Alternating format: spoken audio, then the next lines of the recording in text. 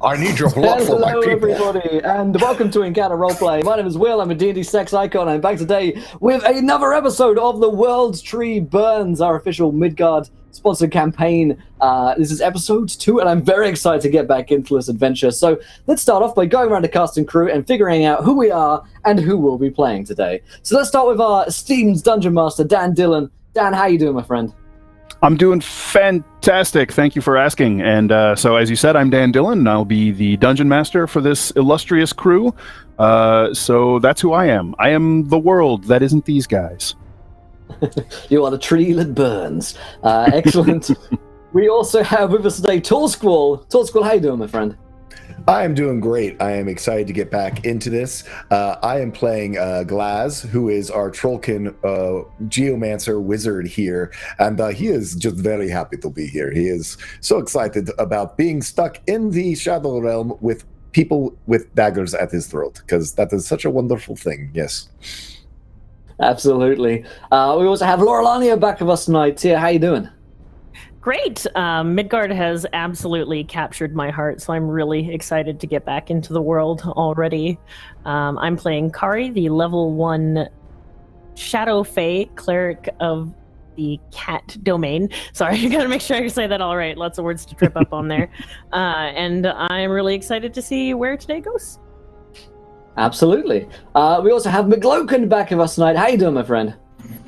Hi, I'm McLoken. That's me. I'm so excited to be here. I'm excited because I get to play Cloak and probably make everyone cry again. So that's my goal. I'm going to make everyone cry at least once per episode, whether it's tears of joy or tears of sorrow. But yeah, hi.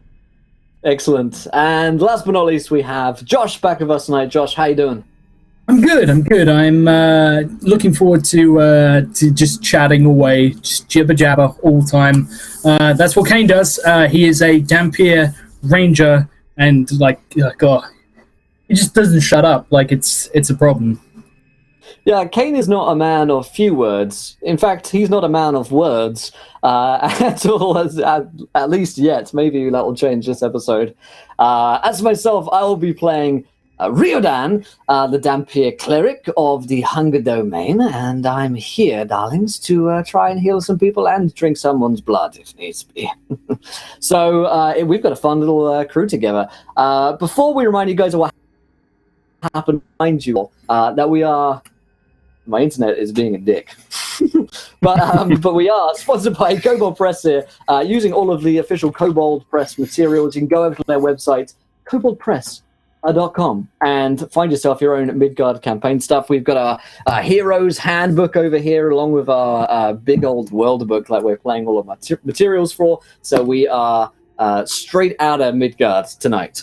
Also, we're sponsored by Fantasy Grounds, our virtual tabletop of choice, and we're using the official Kobold Press materials that are on Fantasy Grounds as well. You can try it out for free, and we'll be playing all of our tonight's sessions, tokens, and all that good stuff from there. And of course, Wayland Games, our miniature line of choice. Go over to their website, waylandgames.co.uk, and get yourself 20% off all of your D&D minis, swag, hoodies, books, bags, and all that good stuff. They've got Mordecaians on there at the moment. You can check that out.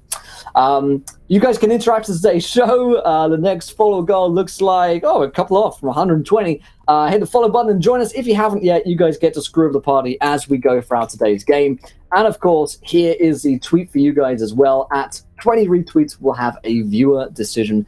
And of course, do not forget that you can donate to give players nat 1s, nat 20s, wild magic surges, and worse. But I'll hand over now to our esteemed Dungeon Master, Dan, to remind us what happened last week on the show and to take us into tonight's episode. All right. So when last we left our heroes, they found themselves in the Cartways beneath the free city of Zobek. The Cartways are a series of tunnels, ancient substructure under the city, some abandoned mine tunnels that the kobolds used to work. It's a sprawling network, an undercity, if you will. Many secret entrances, many paths leading to places you're not supposed to be, and a great number of cutthroats and lowlives and dark cultists, and anyone looking to avoid attention tend to congregate in these secret areas beneath the city. And our heroes have found themselves in search of a stolen notebook that is being held by people who they have tracked to the cartways. They know very little about them, and their employer, unfortunately, did not have a great deal of information to provide them. All they know is that individuals had broken into an office at the Arcane Collegium, the school for arcane wizardry and sorceress study in Zobek, and had made off with sensitive documents of some type in the form of this black leather-bound notebook.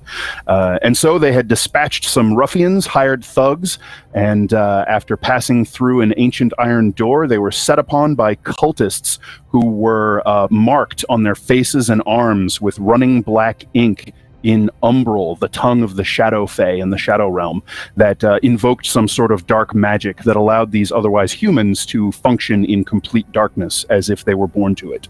After dispatching these foes, they spent some time binding their wounds and recovering, and identifying a minor magical trinket that they recovered off of one of the strange individuals, and spent some time reminiscing about the road they have traveled that brought them thus far.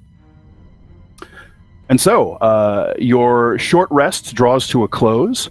I believe, Kari, your familiar Shadow Realm cat spirit, and Kane, you and your owl were keeping watch down the corridor that your Corey's trail leads to. The hour passes uneventfully and without any further threat as you all finish up your business during the rest. I'd still keep watch, looking back over everyone after an hour has passed. Very well. I believe Cloak was hanging out with Glaz as they identified the key. Correct. And then I imagine for the rest of the time, if he kept his bear skin out, or is it elk skin, moose skin? I don't remember. Moose skin, yeah, it's like a big moose skin that he has his runes and spells recorded on it. Basically functions as a spell book. Yep. You would see Cloak would have his hood back, and you would just see blazing red hair, and he would just be looking at it, and he's like, "So what about this one? Where's this one go?" That one is quite interesting. It is the Howler's Road. It actually is anchored there in Bimia and travels all the way across the continent. In fact, it is quite an interesting road and filled. It's called the Howler's Road, and that is why, because it is filled with howls. It is not a very nice place to visit. I have never traveled upon it myself. I just have read about it, as it is part of Bimia culture. In fact. And it's very interesting. It sounds like a cello to me. Cloak. Okay. Okay. He just looks at him inquisitively, and then he just in his journal he's jotting all this down about everything that Glaz is talking about, and he's like, "Okay, we need to go back to the library." Yes, that would be very good. I have much more research to do, and these markings here, these runes, and how they are being used to give these humans sight that they should not have. It's quite interesting. We should, between the two of us, we should figure out what it is, these cultists, and what we are dealing with here, invoking shadow magic this way. Yeah, it's quite intriguing, but I don't know how long they're down here, or do they always have those tattoos on? And he would go up, and he was able to rub off the last little bit of tattoos, right? Dan? There were 4 of those cultists that didn't actually have tattoos. They just had black ink sort of drawn on their faces and on their hands. Mm-hmm. That you could kind of rub off with maybe a little bit of water or just some elbow grease. You could rub that off. The 2 who seem to be calling the shots, and certainly the ones who are calling down the magic, those are actual honest-to-God's tattoos in these bands of runes that go up from their eyes, across their bare scalps, and then down their cheeks, their necks, and across their collarbones and under their clothes. Those are actually tattooed into their skin. Yeah, that's it. I mean, those guys have temporary tattoos or something, but these guys have like the permanent ones, right? So they like henna. I do love a good henna tattoo. who's Hannah? Wonderful. I don't. You and all of your people, all of the ladies that you have been in touch with over the years, it is always fascinating to me just how far and wide your exploits seem to have taken you, my friend. I've seen my fair share, I suppose, but I have to say this is one of the most interesting places I've been in quite some time, with some of the most interesting people. Zobek has certainly been a discovery, I think, for all of us, but should we get on our way? We're not going to find this book that we're after sitting around any longer. Quite. Kari, Kane, have you seen anything? Kane. Look. Oh, go ahead. No, Kane was going to say something, but never mind.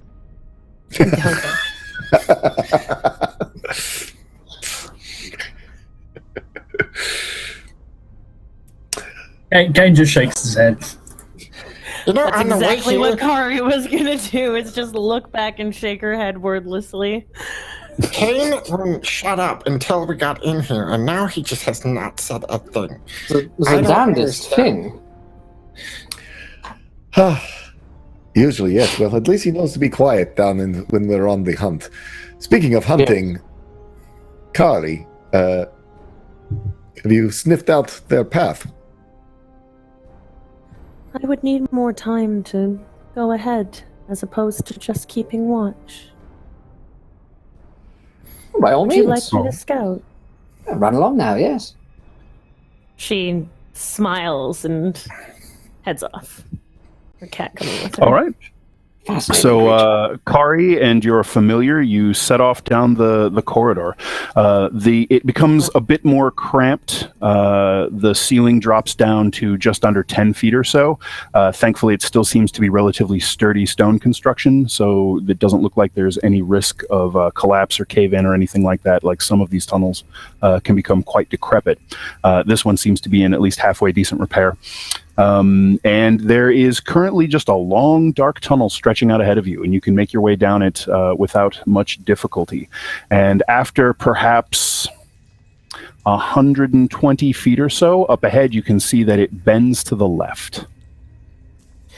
I'm going to cautiously send my cat around the corner, quietly as it can.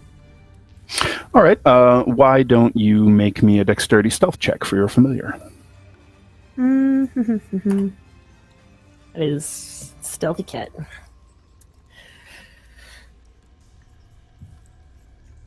I have an 8. All right. That is an 8. All right. Okay. So the cat trots forward, and do you want to take its senses or just kind of wait? I prefer to take its senses and try to hide against the wall myself. Obviously, not much to hide against, but. All right, sure. So you press yourself back into the like kind of a little bit of an alcove in the hallway there, and you concentrate for a moment, and you feel that strange displacement in your mind, and you don't actually open your own eyes, but the cat's eyes open, and you can see through them with that strange sort of blurred distortion around the edges of your peripheral vision. The cat slinks forward, its paws nearly silent on the dusty stone floor, and curves around the bend, and you can see that there's a chamber opening before it, and then another tunnel heads off toward its left. I'm sorry, its right. Can I hear anything? Why don't you make a wisdom perception check for me, for the cat? I guess I'm sorry. You're using your senses through the cat, so you can make the check.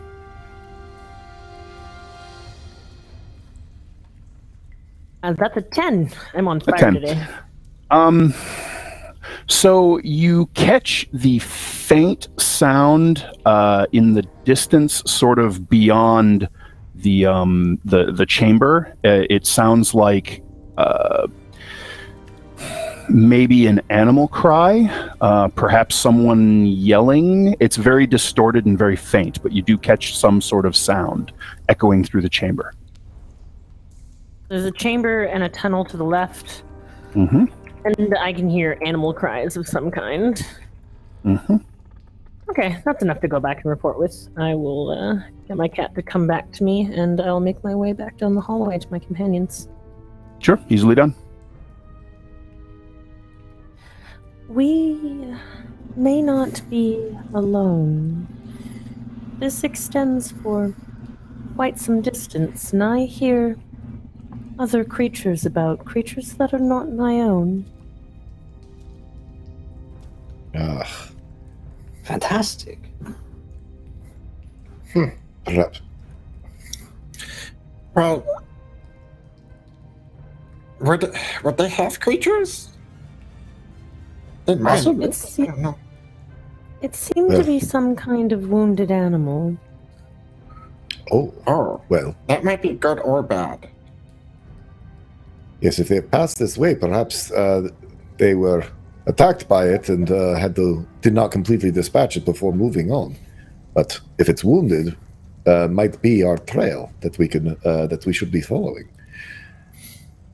Certainly, we should proceed with caution. At that point, Cloak would go to where Kari came from and kind of like look at the entrance and look at the ground. He knows he's in a cavern, but if there's any sort of like track or markings at all that would kind of give him information on what it could be. Certainly. Make me a wisdom, survival, or perception check, whichever you prefer. And what is your favored enemy again? Faye. Faye, eh?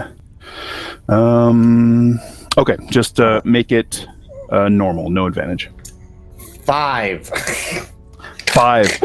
All right, so the majority of the cartways is hard stone floor construction. So in most places, there just really isn't enough medium on that stone to hold a track or a print. So you'd have to get lucky and find where someone, say, scuffed something or dropped or left something behind or traveled through an area where perhaps there was mud or some other softer medium dust for them to disturb. And in the current area, there just isn't any. Yeah, he's like looking at the ground and he's like, I was worried that I wouldn't be able to see anything. I'm not seeing blood or anything, but I don't. The bad thing about caves like this is that it's really impossible to see any sort of track. It's absolutely fine. Don't worry about it at all. Trust me, if there were blood down here, Kane and I would have sniffed it out, and I'd probably been licking the walls for the past hour or so. Speaking of this, can Kane also try and see if he can pick up any tracks? I realize it's probably a long shot, but he is that's also possible. Sure, you can give it a shot. What are Kane's favorite enemies? I think you took humanoids, did you not? I did indeed. Okay. So which varieties of humanoid did you take again? It is Dark Fae, Shadow Fae, sorry. So elves and... I believe it was elves and humans, yeah. Was it humans? All right, Yeah. Please make a wisdom, perception, or survival, your choice, with advantage. Okay, they're both exactly the same, +4, so... At advantage... that is a 16 at advantage. Okay, so... Taking a look around, you manage to catch sight of something that Cloak either missed or was perhaps just a touch too short to pick up on. You see a scuff mark higher up on the wall where a person might just sort of idly reach their hand out as they're walking, and it looks relatively fresh. Kane, while Cloak is talking, Kane comes over and sort of looks at it, sort of almost sniffs the air around it. Can I tell which way it brushes? Yeah, you can tell that it was walking away from where you are, as if following your path, and into that chamber up ahead, perhaps 10, 15 feet ahead of you. And that Kane- matches the direction that Kari heard the sound come from.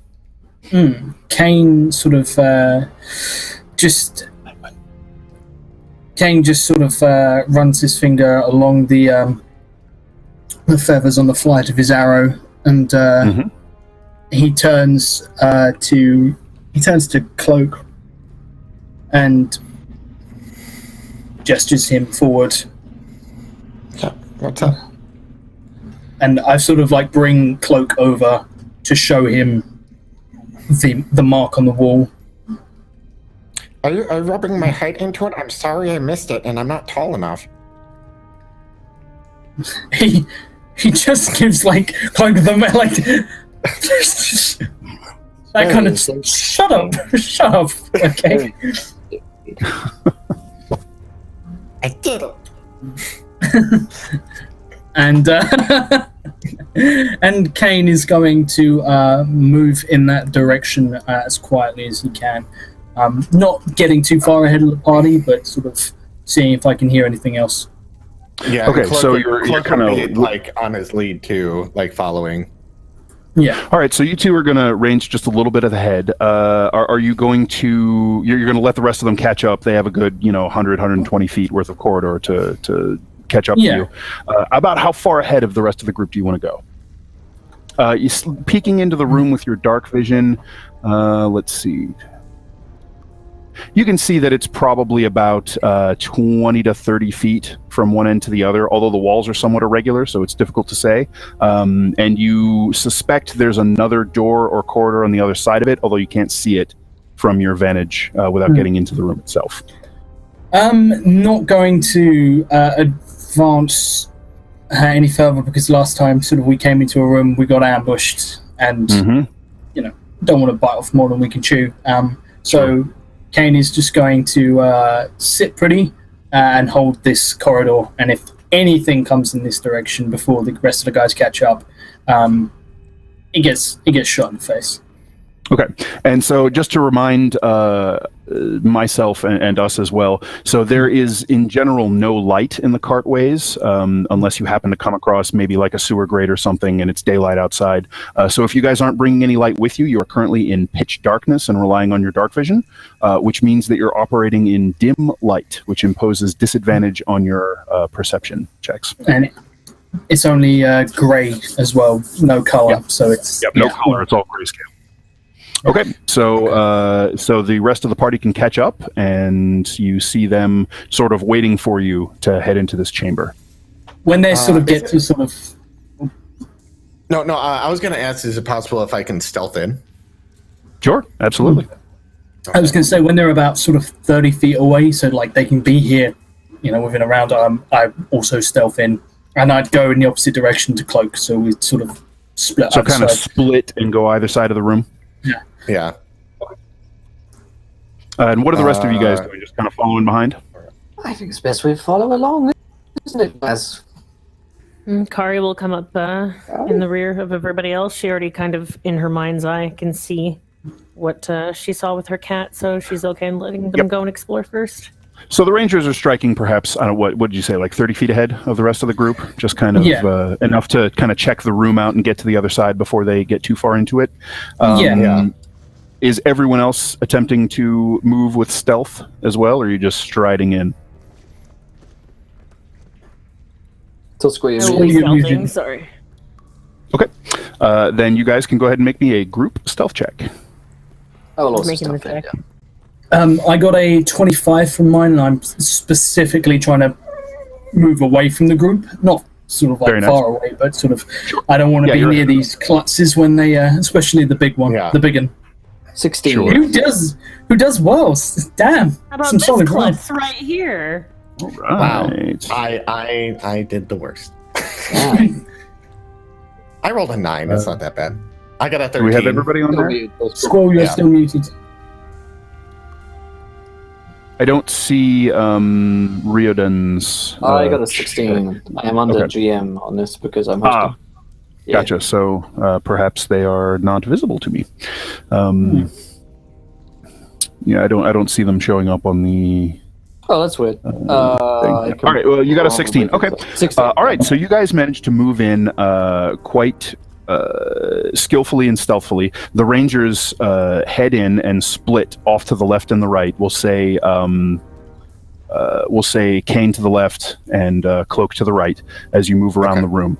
As you're moving further into the room, you can see that the walls are indeed irregular, like they have these niches or perhaps alcoves built into them, where perhaps statues or something once stood, but it looks like, much like the last chamber you were in, anything that was in here has been long since destroyed or picked away by people who had some use or thought it was valuable for it. As you are moving through the room, you see that there is a door on the far side that is kind of standing open. It's a rotten rusted iron-banded wooden door, and there's another corridor beyond it, and you hear a faint echoing cry that sounds strange, maybe some sort of animal, maybe a person, but it's kind of distorted by distance and echoing around the chambers and the cartways. But you hear another of those cries, and Kari, you recognize a similar one that you heard through your familiar, echoes through that door again. As you guys are moving, Cloak, Riodan, and Glaz, you guys are moving through and into the chamber, kind of waiting for them to clear the way to move past and into the next corridor, when there is a strange flicker of movement next to you, and it takes you a moment to realize that you're just seeing your own shadows kind of walking along the wall next to you. And something strikes you as odd. There's no light in here. There shouldn't be any shadows. And these darkened silhouettes that look sort of like distorted versions of you turn to face you and then peel off of the wall and reach towards you. Roll initiative, please. This is bad. Oh, it's one of me. Good. Blurg. Is that really what my hair looks like? 13. All right. So anybody over 20? Nope. Ooh, someone got a nat 20. Yeah, that was me. 24. Kane's got a 24. Nice. Josh is rolling Nice. like a champion tonight. He's just like, hey, look at me. Look at me over 24. here. We got Rio down on 19. Hey, I can walk the walk. I just can't do the other part. Glaz is on a 15. Glaz is on a 15. We got Cloak on a 13 and Kari on a 9. All right. All right. So, unfortunately, you were not able to notice these incredibly stealthy creatures before they struck. A combination of the darkness and gloom in the chamber and their own just nature that seems to, they just absorb into the darkness surrounding you. So they strike with surprise. So we're going to have one on Glaz. Surprise rounds at level 1 for a plus. Yeah, well, it'll happen. So it strikes at you. What's your armor class again, Glaz? I'm certain this missed you, but Yeah, it's a 15 because we hit my mage you have your armor. mage armor up. Yep. All right, so this thing reaches towards you, and its hand, which seems oddly black and two-dimensional, tries to reach into your throat, and it just sort of skates off this shimmer of blue force from your spell that protects you. Let's see. Cloak, one of them reaches out for you. Why did that roll? We'll go with the 7. So that is only going to be an 11. I believe that will miss you as well. You will just sort of, in a panic, as you see the movement, stumble backwards. Let's see. The other one was reaching out toward, was it Riodan, I believe? Correct. Yes. Oof. My rolls are fantastic. All right, so by sheer luck and happenstance and force of arcane might, these shadows peel themselves off the wall and fail to gain any purchase on you. Kane, you can now act. I had readied action to shoot anything that came out and attack these guys. Can I use that? You can absolutely shoot. It's not going to require your reaction or anything, but yeah, you can fire at one.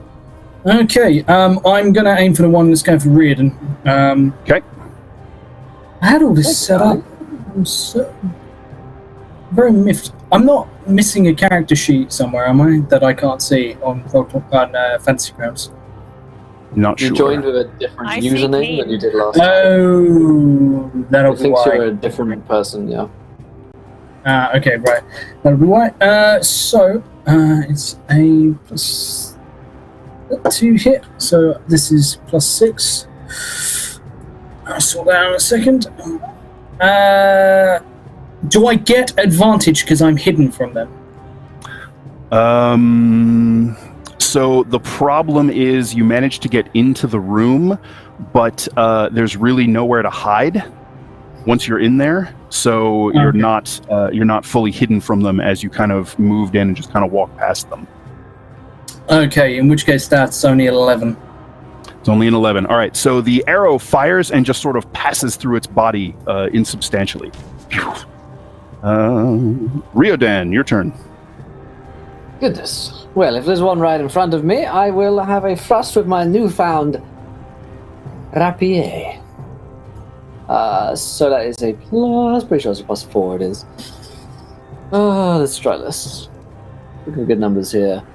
That is a 19 to hit. Excellent. That will. So you thrust the rapier into the creature's body, for lack of a better term, and while it is hazy and seemingly composed of darkness, there is some substance to it, so you can do damage. 10 points of damage. 10. All right. It's a palpable hit, but there's not a whole lot there to get a hold of, so it does take damage, but not as much as you would like to see. It is resistant to your sword stroke. Well, fine, I suppose. Yep. All right. Glaz, your turn. Glaz, with his thing jumping out at him, of course, is surprised somewhat. And he puts out his hands and basically they begin to cover with this frost. And I cast Frostbite on this one that's leaped out at me. He needs to make a DC 12 Constitution saving throw. Alrighty, con save. He will pass. So does that have a diminished effect or nothing? It is a nothing. Nothing. So, yeah. All right. So yeah, your spell has difficulty finding purchase on this creature's strange anatomy, for such as it is. Cloak, your turn. All right, Cloak. So how it's laid out in front of me right now, Riordan and Glaz and myself are getting attacked by shadows? Correct. Okay. And I imagine, I don't know who's by me right now, but the shadow that comes out after me, like I would have like the saber like comes out from under the cloak and like towards this thing as he jabs at it. Let us do a roll. This one. So this would be a +4 to that. Okay. 21. Yeah, all right. Yep. You got him. Be a +4 to this roll. 7 damage. All right. So much like the one struck by your companion, it seems resistant to your weapon, but you do damage it. Okay. These guys, it's like attacking your own shadow. All right, Kari, your turn. I have, I'm presuming, some experience with shadowy type creatures. Do I recognize what these are? I know that I'm in the back and they're in the corridor ahead of me. How far ahead? Lots of questions. Okay. Do I recognize them? How far away am I from the fight? Because I was at the back. Okay, so you guys were basically just coming into the chamber itself. So you guys are at the entrance door. The two rangers are on the far side, so they're about 20-25 feet away from you. And there is one shadow over by them and two back by you guys. And you, Kari, would definitely recognize these as undead shadows, and you could make an intelligence religion check to see what you know about them. Okay, and I have no bonus to religion though. Well, that's a 20. I don't need one. I don't need one. Hey! So that's quite a bit. All right. So you know that these creatures are incredibly deadly and fearsome. Their touch, not only does it just kind of disrupt your life force and cause your flesh to rot and desiccate, they strike at the strength of your spirit, and they'll actually drain your strength ability score. And if they drop you to 0, you die. You know that they are resistant to most physical forms of damage, and they're immune to necrotic and poison, but you know that they are particularly harmed by radiant damage. Don't let them touch you. Radiant damage. If I can get anything out. I have to say, I've always had a little bit of a dream about that. Yep. And that's not an action or anything, so you can still take your action. So I want to charge up to the front of them, and if I can get to, you said 25 feet away was the closest one. I want to use my shadow. The closest one's maybe 10 feet away from you, attacking Tall Squall, and another roughly the same distance attacking Riodan. I'm going to go to the one that's closest to me, and I'm going to use my Claws of Darkness. All right, so the shadows wrap around your hand and form into these long, sort of distended, warped claws, and you strike out at it. It's 1d20 plus... What's my melee bonus? It's a melee spell attack, but I'm guessing a 3 is not going to manage it. So it just sort of flows around the darkness of your claws. That's Kari. Shadow time. So we'll have one on Cloak. Oof. That is a 13. I don't think that's going to hit you. No. I'm sorry, that's not a 13, that's an 11. All right, so your cape is kind of wrapped around your left hand, and you swirl it and use it much the way a duelist would use their half cape, and kind of spoil its aim by whipping the cloak around its attack. We have one on Riodan. Riodan will hit you 17. I suspect that will hit you. Ow. All right, so that one is going to do 7 points of necrotic damage, and your strength score drops by 1 as you feel your life just sort of ebb into this creature's touch. I have to say, being touched by myself is not quite what I expected. I have a 16 to hit Glaz. Yep, 15 is my AC. All right, so this one likewise reaches out, and it takes a hold of your wrist, and you take 9 points of necrotic damage and 1 point of strength reduction. I'm on 2 HP. Glaz is down. Glaz is down. Oh dear. All right, Glaz gives out a terrible cry as you watch the some of those carnelian-like plate lumps on his arms sort of shrivel and then crack and crumble off almost like dust, and he just sort of goes into convulsions and collapses. No, this is wow. Yeah, it's not good. This is Kane, your turn. You could. Kane, your turn. I am going to shoot the one by Riordan again. All right. Me. For 12. 12 hits. 12 hits. Happy days. Okay. It looks like it has absolutely nothing in the way of physical protection. It has no armor. It has no hide to speak of. It's just purely trying to move out of the way of your attacks.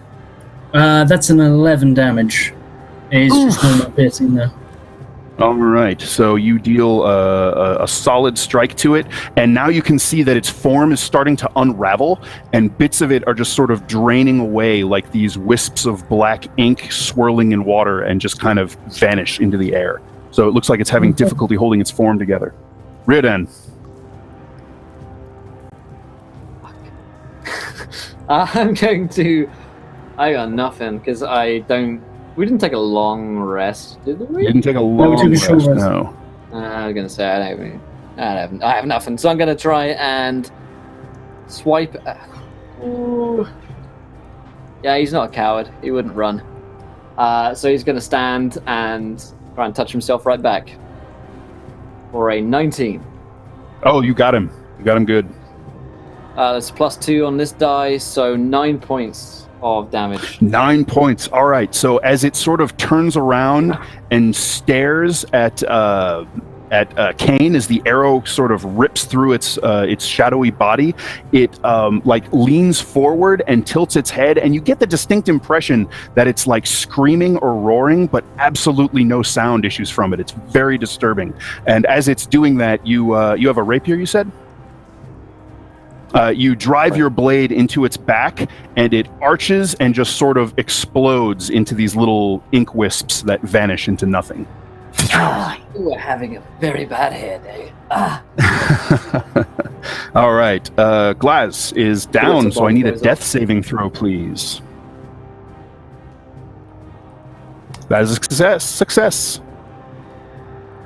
Cloak, your turn.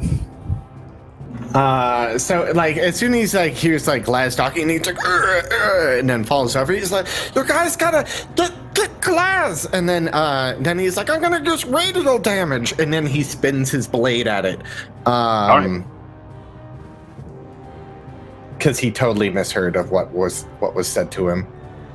Oh, no. Does a 11 hit? Unfortunately, it does not. No. Okay. So the shadow just sort of curls out of the way of your strike. I think Kari, your turn. More focused on Glaz and all that. Right. How far is Glaz from me? He's within reach. He's right next to you. Okay. For now, buddy, I'm gonna cast Spare the Dying on him. All right. So you reach out and touch him, and he his convulsions ease, and you are stable, Glaz.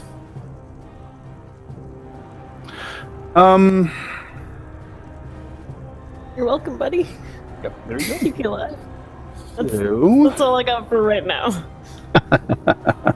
All right. So we have a couple of shadows. One is going to strike at Kari. And what is your armor class, Kari? 16. Wow. 16. So you just sort of spin on the ball of your foot and just kind of duck under its swipe. And it hits nothing but air. Oh dear, that is a critical hit. Oh boy. Yeah. So that is going to be, I believe, Riodan reduced to 0 hit points. And dropping his strength by 4. Oh. Fortunately, that's not damage, so that doesn't double. So the shadow seizes Riodan by the throat and brings his face forward to it, and just kind of breathes in and sucks at his. Oh, you know what? I'm sorry. This wasn't at Riodan. This was at Cloak. The one on Riodan was slain.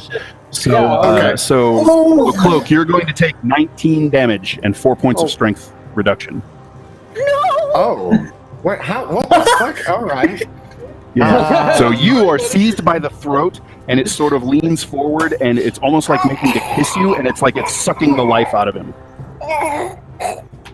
And then Cloak is just like, and drops to the ground. All right. Kane, your turn. How many of these things are left alive? 2. Which one's been damaged? Have either of them been damaged? The one on Cloak. Yes, the one on Cloak has been fairly cool. damaged. Okay, that one. In which case, I am going to turn my attention towards that, and I am going to I'm going to shoot that. Yep, get him. That is a 18. You got him. Give me some damage. For 6 piercing damage. All right. All right. So the arrow tears through it, and you can see more of that that black essence just sort of bleeding out of this one now as well. Riodan, your turn. As your life flashed before your eyes for a moment, but no, it's okay. You're all right. It was me. I almost took the bullet. I don't think it's worth me doing stabilizing Cloak. I'm gonna instead jump in the one that's just been injured. Okay. Get him. Me and you just tag team. 16. You got him. Give me damage. He is quite distracted, standing over its prize. 9 damage as I come in over Cloak's body. No! All right. So once again, the wounded and distracted one, you drive your blade through its neck, and it just sort of evaporates from the top down. The Dampier double team. Yes, sir. So that was Riodan. Now Glaz, you are stable. Cloak, I need a death saving throw, please. Yay. Oh, God, I fucking suck at these. I'll be honest with you. All right, here we go. Buddy. I'm coming as fast as I can. Oh, my goodness. He wasn't kidding. He spoke. He said. He fucking said it. Literally, every time I have to make death saving throws, I'm the worst at them. I'm like, I statistically, it's impossible, but it happens, and I don't know how to explain it. So, all right, so you have two death save failures, yes, and Riodan, you're right next to him. You can hear his breath becomes thready and slightly gurgling. Cloak, no, stay with us. Kari, your turn. I cast Cure Wounds on Cloak. Hey, there you go. Yeah, you can move right up to him, and you whisper a prayer to the hunter for vigor and strength. Stretch out your hand, and the rest of you see a faint, whitish glow surround her fingertips. 1d8 plus my D8 wisdom plus your modifier, wisdom, sorry. yes. Which is No, it's fine. 1. Okay, sorry. 5. All right, Cloak, you regain 5 hit points as you feel radiant energy flow through your body. And you are conscious.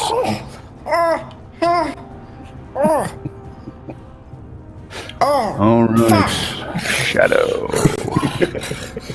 Oh, the Shadow rolls a 1 as it strikes out at Kari as she sort of runs past.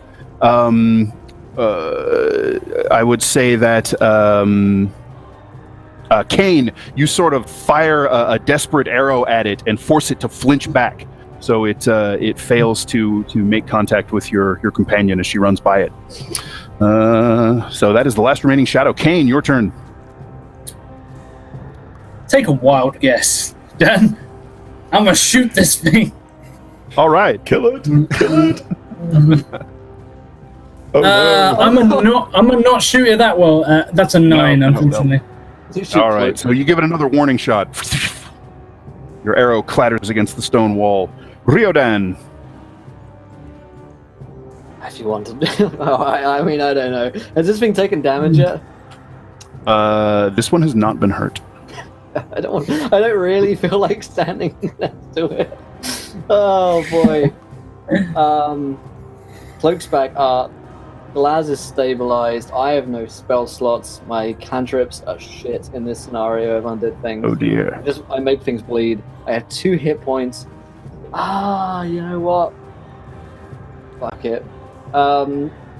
Riodan is not a coward, despite his somewhat feminine nature. And when he sees his friends in pain and danger, which one is the shadow of this? Is this a shadow of Glaz? So it sort of kind of looked like Glaz. Now that they've been off the wall and sort of fighting, they just kind of become this very vague humanoid sort of outline. Yeah, but it started out as a faux shadow of Glaz. I'm gonna hit it. I'm not gonna hit it. No, That's a 10. I can't see your a 10. No, unfortunately, no. Once again. Yep. All right then. That was Riodan. Glaz is stable but unconscious. Cloak, your turn. Cloak, can Cloak get up and move over to this shadow?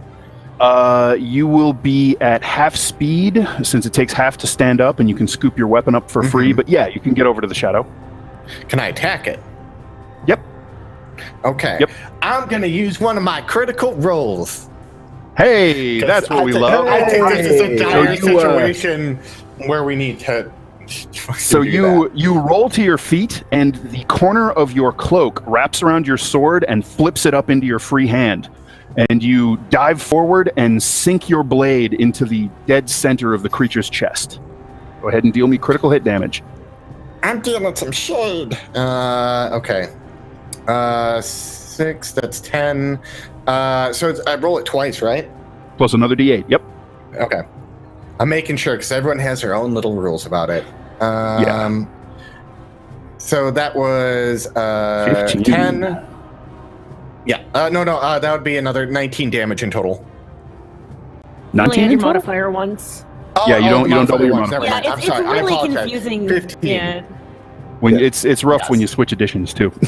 When you go from one to I'm the other. still, yeah. All right. Yeah, it's kind of I'm the used to opposite roll of. 20 doing it for me at all times. Right. I'm like, Sure, whatever, sure. math. All right, so you bury your sword into its chest, twist it, and a huge section of it just kind of spills out like black paint poured onto the floor and just evaporates as it hits the stones. So it has this just gaping hole in the center of it now.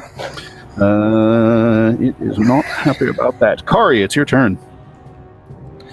I am going to Claws of Darkness again at the one that is closest to me, realizing that we are running out of time and becoming a bit more desperate in my attacks.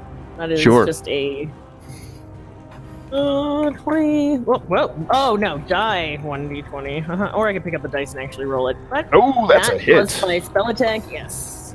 Yep. And it does 1d10 cold damage. Oh, and it has a reach of 10 feet too. So Yes, so you can actually stay back from it, and it's like your shadow just sort of extends out from your body with that long distortion.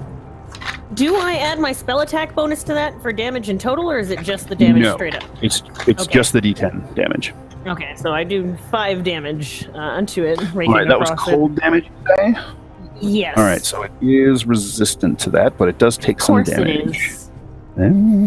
Pretty much all corporeal sources of damage, except for, and then radiant is what you want to smack these guys with. Right, there we go.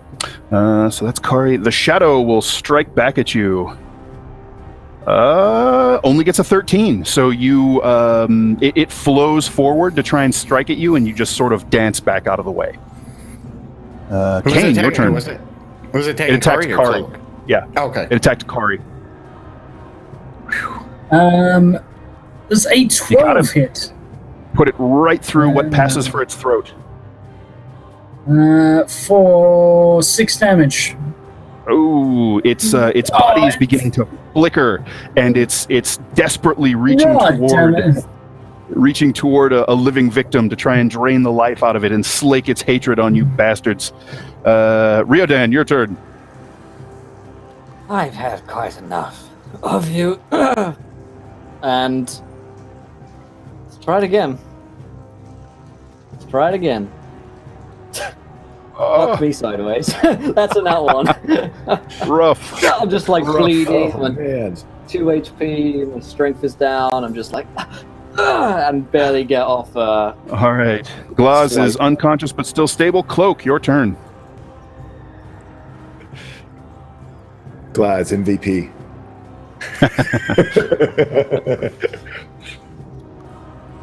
Yeah, you muted, buddy. I am muted. I'm sorry. Shit, that's 11. 11 is no good, unfortunately. I'm Although I one. will at this point be kind and remind Kari in particular that you have a familiar that can act during your turn. Which it is now Kari's turn. You're muted. Okay, I'm here. All right, there you go. Yes. Can I please get my familiar to use the help action while I am making this next attack? And Yes, indeed. So the cat begins to sort of melt out of the shadows and dart around this creature, nipping at it and just drawing its attention. And it starts to desperately stare around and try to follow this new target. So you can attack with advantage. Excellent. I'm going to do the Shadow Claws again. And That'll 15, hit. Why don't you roll again to see if you're critical? Yep. No crit for me, sadly. Solid hit. Give us a D10 damage. It's coming in. Woo! Nice. 7. Exactly what you needed. So you reach forward and you rake with this massive, distorted shadow version of your own hand with these wickedly hooked claws on the end.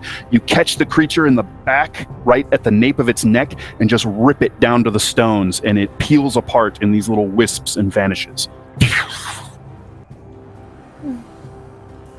So your foes are dispatched at the cost of of great pain. I told them. I told you not to let it touch you. Oh, I'm sorry. The glass fell over, and then I was like, oh, I got this. And then it grabbed me by the throat, and I was like, oh, he just wants to say hello. And then my fucking arms are tired now, because I just can't. Just want to take a nap. Perhaps you should rest, little one. And she glides over to Laz and tries to take a look at what she can do here. Okay, well, you managed to stabilize him, so he is not dying, but he is in pretty bad shape. I think we are going to have to stay here for a while until he returns to us. I have nothing left. I'm close to death myself. My powers are drained. I think it's best we just take a rest down here for a while. And I just lean back against the wall, and slowly my back goes against the wall until I lie down. Kane will head over to collect his arrows and okay, slot you them can back recover. into his You can recover half of the arrows you fired. The others are damaged beyond repair. And you said there was a doorway. Can I go up to the doorway and listen at the door? And I will stow my bow and draw my sword for this, just in case there's something. Okay, so you're walking up to the far doorway that's kind of a dry-rotted, nasty old wooden door with crumbling, rusting iron bands and hardware on it. And as you step up to the door frame, make a dexterity saving throw. I'm just kidding, you're fine. No, I was just gonna say, why are you going near the door? Get away from the door! You look out and you see a somewhat irregular tunnel. It looks like possibly this is either a natural fissure in the rock that these constructed tunnels were built onto, or maybe it's part of an old cobalt mine shaft. It's difficult to tell from here, but it looks like it goes down perhaps 10 feet and then kind of forks. I'm just going to make myself comfortable and sort of gesture, point to my eyes, and then down the corridor to let everyone know that I'll keep watch. Okay, your owl just kind of settles its weight onto your shoulder, and you can feel its talons gripping through your jerkin. All right, so the plan is to take a rest. Yeah, I will watch at one end of the hall for about 4 hours until I need to come back and rest. All right, so you guys are at this point wanting to take a long rest to go ahead and, and recover. Please. Fair enough. All right, so we've got Kane at least taking watch to begin with. So we need 4 watches covered to cover the entirety of the long rest. Who's going to be taking them? I'll take one. I can take one as well. Yeah, I'll take one. I'm unconscious. You are unconscious. However, sleep tight, little buddy. all right. Oof. Okay. All righty. So let's see. I have a question for attribute damage. Mm-hmm. How does that heal? I know it's a little bit different in 5e. Yep. It is specific to the effect that caused your ability score to be reduced, and Kari knows enough about shadows, having faced them down in the Shadow Realm a number of times, that once you just take a little time to rest, your strength should return to normal. Game terms, finishing a short or a long rest will restore your strength. Okay. Good to know. So, several hours pass. Kane, you spend your first 2 hours on watch, and you just kind of remain by the door, still listening. Occasionally, you hear another one of those cries, and this time you're fairly certain that that was a human or humanoid being, not a beast of any kind. It was a cry of pain spiced with terror. After your watch, who is taking second? I will take you're the still second asleep. one. You're still asleep, Kari. Oh, am I? Okay. Sorry, your Kari is not asleep. In fact, she's just sort of settled down on her knees, and her head is bowed, and her hair and kind of cocked slightly to the side, and she's just staring, unblinking, kind of off into the distance and through the floor. And so you're in your reverie trance, reliving your memories and recovering your strength that way, since elves do not sleep. I could take number 2. Okay. The second watch passes. You likewise hear strange howls and screeches coming from down this long, rough corridor. The ones that you hear don't sound like any human that you've ever heard of. If it is a human making those noises, you shudder to think at what is drawing them out. So after about 4 hours, the second watch is drawing to its end. Kari, you blink your eyes and stand up perfectly refreshed. You have finished your long rest and can take your place doing whatever you wish. About this time, Glaz, your senses painfully, slowly return and drag you up out of this inky blackness, this dreamless, comatose sleep that you find yourself erupting out of like an icy pool. That was awful. Are they dead?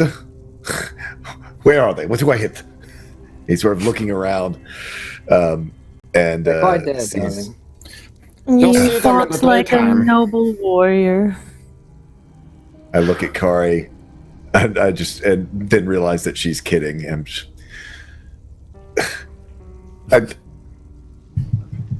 What can I say? They hit me, and I went down. I was hoping to help more, but they Drink were- some of this. And she takes her water skin and kind of like baby, trying to mother him, but like awkwardly. Yes, All right, so she tips a water skin. She tips a water skin into your mouth, and you get several long, deep drinks of cool, clear water, which helps quite a bit. So you have 1 hit point, but you are conscious with 1 hit point. The rest of the watches pass tensely, and I would like Kane. Roll me a d20, please. Oh man. And they That pass is a uneventfully. 6. So you complete I your would long like to rest. spend some of Everyone my time recovers your resources. You recover your expended hit dice and your hit points. including Glaz, even though he was unconscious for a big chunk of it. Glaz, you can go ahead and finish the rest as well. Okay. And What were those of you those with things? strength, it recovers. My shadow attacked me and it choked me, and then I fell asleep. Then I woke up. So Apparently, I did Yeah. not wake up after it attacked. Mine attacked me. Did not appreciate it at all. yours was bigger though, so it makes sense that you just slept longer. I do not think that is how that works, but we will go with that story for now. It makes sense to me. There are But more it of did pick them. me off at the Whatever ground. those, I don't know. Where did more whatever of those them? things were. I heard So- screams and cries on my watch. Kane nods, confirming that he heard it as well. Actually, on that note, Dan, I imagine on my watch, because I had the last watch, listening to the screams, can I roll Arcana to see if that's familiar to anything I know about, like, is this kind of like a ritual thing going on way down there? Well, sure. Yeah, make an Arcana check. Okay. A 19. Okay, so listening to a single scream isn't going to tell you a whole lot. I mean, but listening to the patterns of the screams as you were sitting there, just kind of trying to keep your nerve about you with these terrible sounds echoing through the darkness, and wondering if at any moment another living shadow or unliving shadow, as the case may be, was about to peel itself off the wall and try to suck your soul away. You realize that there is a familiar cadence to when the screams and shrieks come about. And you get this kind of icy feeling in your gut that there is indeed some sort of ritualistic quality to them based on the timing alone. What is the timing between screams if they're that accurate? I mean, it depends. It's a little bit more frequent at some parts and less at others, which suggests to you perhaps less of a religious observance and maybe something with more specific and immediate purpose. So during one part of your watch, they happened perhaps only twice, about 30 minutes apart, and then at another section, there was a burst of them, perhaps 2 or 3 minutes after the other. Okay. So, if you guys are ready to go, I think they're doing some sort of ritual. The screaming kind of has a pattern to it. It's not normal. There's someone doing something to someone down there. So I say, be on edge, okay? Especially if you see your shadow, fucking stab it, okay? I don't care if you're like, I like my shadow. No, it's gonna try to choke you, and then you're gonna be like, oh, I'm so tired, and then you're gonna wake up, and Kari's gonna be touching your face, and you'll be like, oh, thanks, Kari, and then yeah, here we are. This is good advice. You can see the future, Cloak. Perhaps the item that we are looking for is in the hands of whomever is doing this to those over there. I mean, so we kill them as fast as we can. Yes. Okay. Take their I books. think your advice is a good one. And he casts mage armor on himself as having gone down and all that sort of stuff. He would need to recast it. Maybe this time we stick together a little bit better. I did feel a little bit ambushed, the three of us. Yeah, I say we be a little bit more paranoid as we make our way down this one. Yes, it seems as though we have powerful entities out to get us. I suspect Yes. their name is Dan. We should push on. All right. Yes. Beware of Dan Mother. Nice. Dan Mother, I like it. Okay, so you're going to push on into these sort of rough-hewn natural corridors. And, so who's going in? Who's going in first? I'll go point. Kane will go. I'll be behind Kane, and I'm stealthing as well. And being actively paranoid and fucking bullshit. And that one. I rolled that nat one. You were way Jumping- too paranoid. Jumping at every Chill fucking. out. Hacking the wall. Every time he walks by a crevice in the wall and sees some darkness, he panics. Yeah. Do that one. Hello, darkness, my.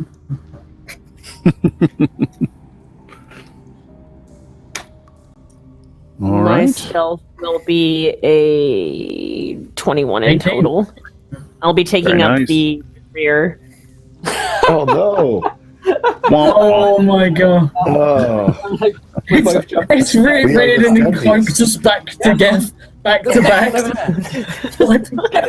Get him! All right. Kari in the back of the boat, like, I'll shoot you if you don't serve against the me. shadows. Yeah. So the ones Clanging that are, of are the Rangers going to be taking the front rank ahead of the party again a ways, or are you just going to be at the front of the pack but sticking together? Kane will gesture for Cloak to hang back, to stay with the rest of the party, as he's quite clearly jumpy, and Kane is going to send his owl ahead to scout out. It's not a familiar. It is just he's my bud. Right. So Yep. He's a trained owl. Got it. Yeah. Okay. So why don't you make me a stealth check for the owl? oh god, right. Do you have the owl statistics handy? Give me 1 sec. I should have owl. There we go. So it is stealth is +3. Yep. Roll that. That's a nat 1. We are nat 1ing for days. My fucking god, that's 4 to There's the mighty 9, and then there's the 1. Oh my lord! It's the loudest flapping in the world. All right. So, how long would you like to wait? You're just going to wait until the owl just kind of goes down and returns? Yeah. Like, what's the sort of training regimen that you have for it? Is just kind of flies for some until it sees something and then comes back? No. It would just fly forever. I just release the owl into the wild. Yeah. No. He'd be back in sort of. He'd be back in sort of like if he doesn't like till the turn in the corridor or something like that. Okay. All right. All right. So it just kind of takes off down the corridor. And you can hear it sort of like against a rock that was low hanging or a door frame or something. And so it after a minute or two, it flies back somewhat wobbly and sort of shakes its head and ruffles its feathers and settles back in on your shoulder. And it doesn't give you the so it's trained to kind of signal if it detects anything that it basically, creatures, prey, that sort of thing. It does not signal. So clearly it did not encounter anything. I reach into sort of like my jerkin, pull out something, probably just like scrap of meat or something, feed it, and I'm going to snatches it in its beak and just sort of and yeah, really I love it. Yep, it just gulps it right down. Super overweight owl, like Kane. Why do you think it's so loud? Why do you think it's so loud? It's just like, it barely fit down the corridor. It was fucking massive. Slaps into doors. Who needs Josh to talk when we have all these owl sound effects? That's what I say. It's just a giant grumpy bitch like Archimedes from the Sword and the Stone.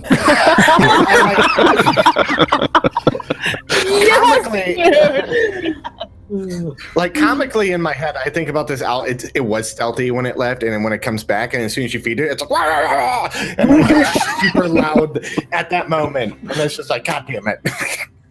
Oh, that noise. So you guys can make your way down the hall.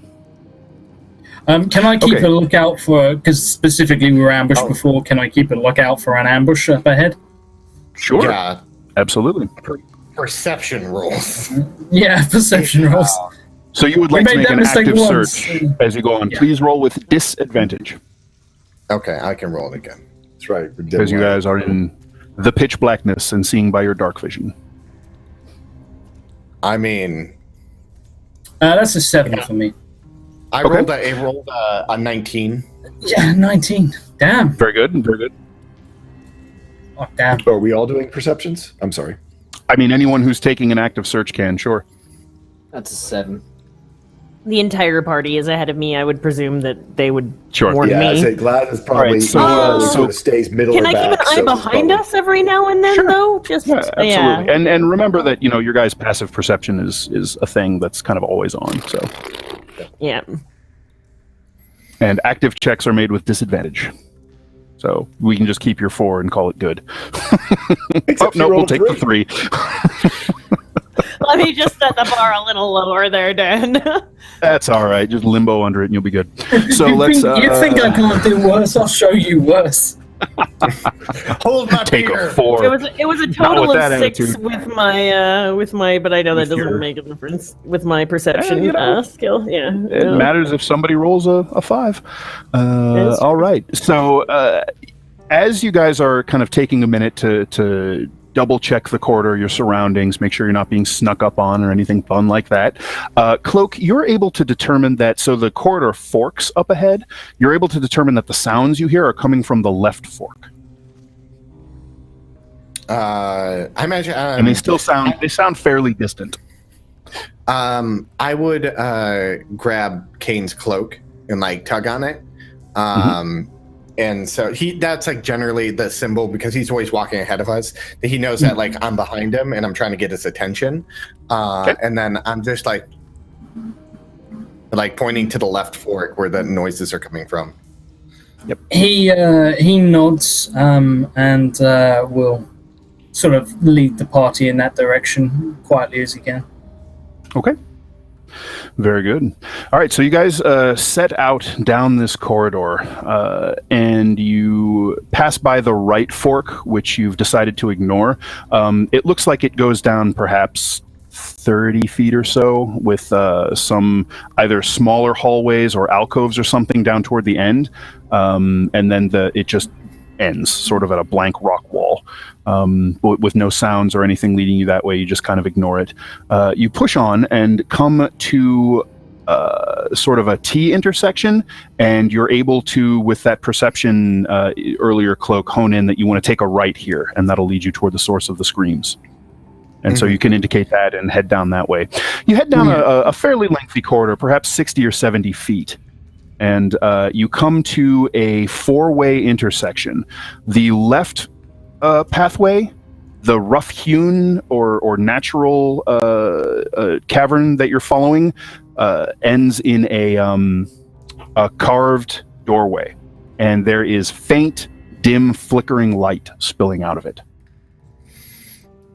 Can I roll perception into that room to see what I can see in there? Yes, you may. And it's not at disadvantage anymore because there's. So you don't need to you just kind of want to creep up to the room there. Yeah. Yeah.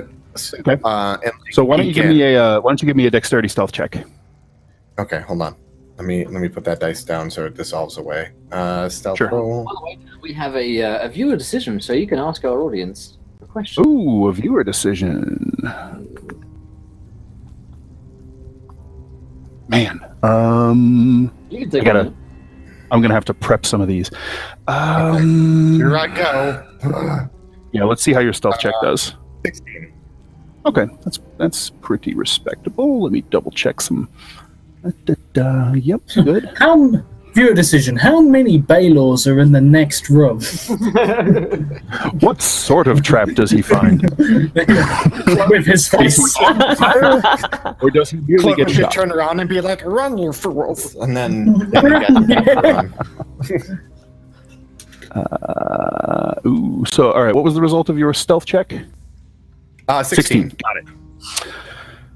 All right. So I will keep a viewer decision in mind. All right. So you creep up to the doorway, and you can see that this is a constructed chamber that is long and rectangular. You can see that you're at kind of the top left corner of the longer end, and it just sort of stretches out. So you look around to your left, and you can see this long room with three perhaps 5 foot wide columns supporting its length as it goes down. There are various niches and alcoves, and down on the far end, it's probably a good 70 feet long, quite long. There are various niches and alcoves, and you can see another corridor down on the far end. Close to you, however, there are candles burning by the doorway on these little stone shelves next to either side, and you can see that there are clusters of candles everywhere in the room. They're sitting on a table, they're sitting on boxes, old rotten barrels and casks, and there are iron cages scattered about the room that have these candles covered in dripping melted wax all over them and just running down the black bars. Many of the cages are empty. You can smell blood. It smells coppery as you approach this room, and you can hear sort of whimpering. And you see figures moving in several of the cages. Some of them are too small to be human, and you catch sight of what looks like perhaps a dog or a wolf in one of them, and you can see fluttering of feathers in another. Looking down the side, you see a black stone altar has been erected, looks like fairly recently, out of just some of the surrounding stonework that's kind of been broken apart and then repurposed. And you can see this one has 4 large black candles burning on the corners of it, and there is a weakly struggling human man sort of bent over the back of it with thick iron chains holding his wrists and ankles down. There is a figure in a just kind of a very simple white linen robe standing in front of the body and holding this knife up. And just as you're looking around, he is intoning in umbral and drives the blade into the individual's heart, who gives one strangled cry, stiffens against the chains, and then goes still. What did he say in Umbral? Yeah, what did he say in Umbral? What did he say in Umbral? He said, why don't you give me a perception? Give me a perception check to see how well you made it out. Where's my... Oh, it's over here. Okay. 1D... 18. 14. I rolled a 15 plus 3. 14 total. All right. Plus Okay, my 3. so he said, I'll just jot this down so we all remember. I got a 17. Got it. We're all linguists. There are. I'm a shadow face. Come on. Aren't you cunning? Speakers. Why you gotta be so edgy? Not I know, edgy. like, She's 5 not an edgy languages. character. She's supposed to be a good character, just for you, Squall. Super good.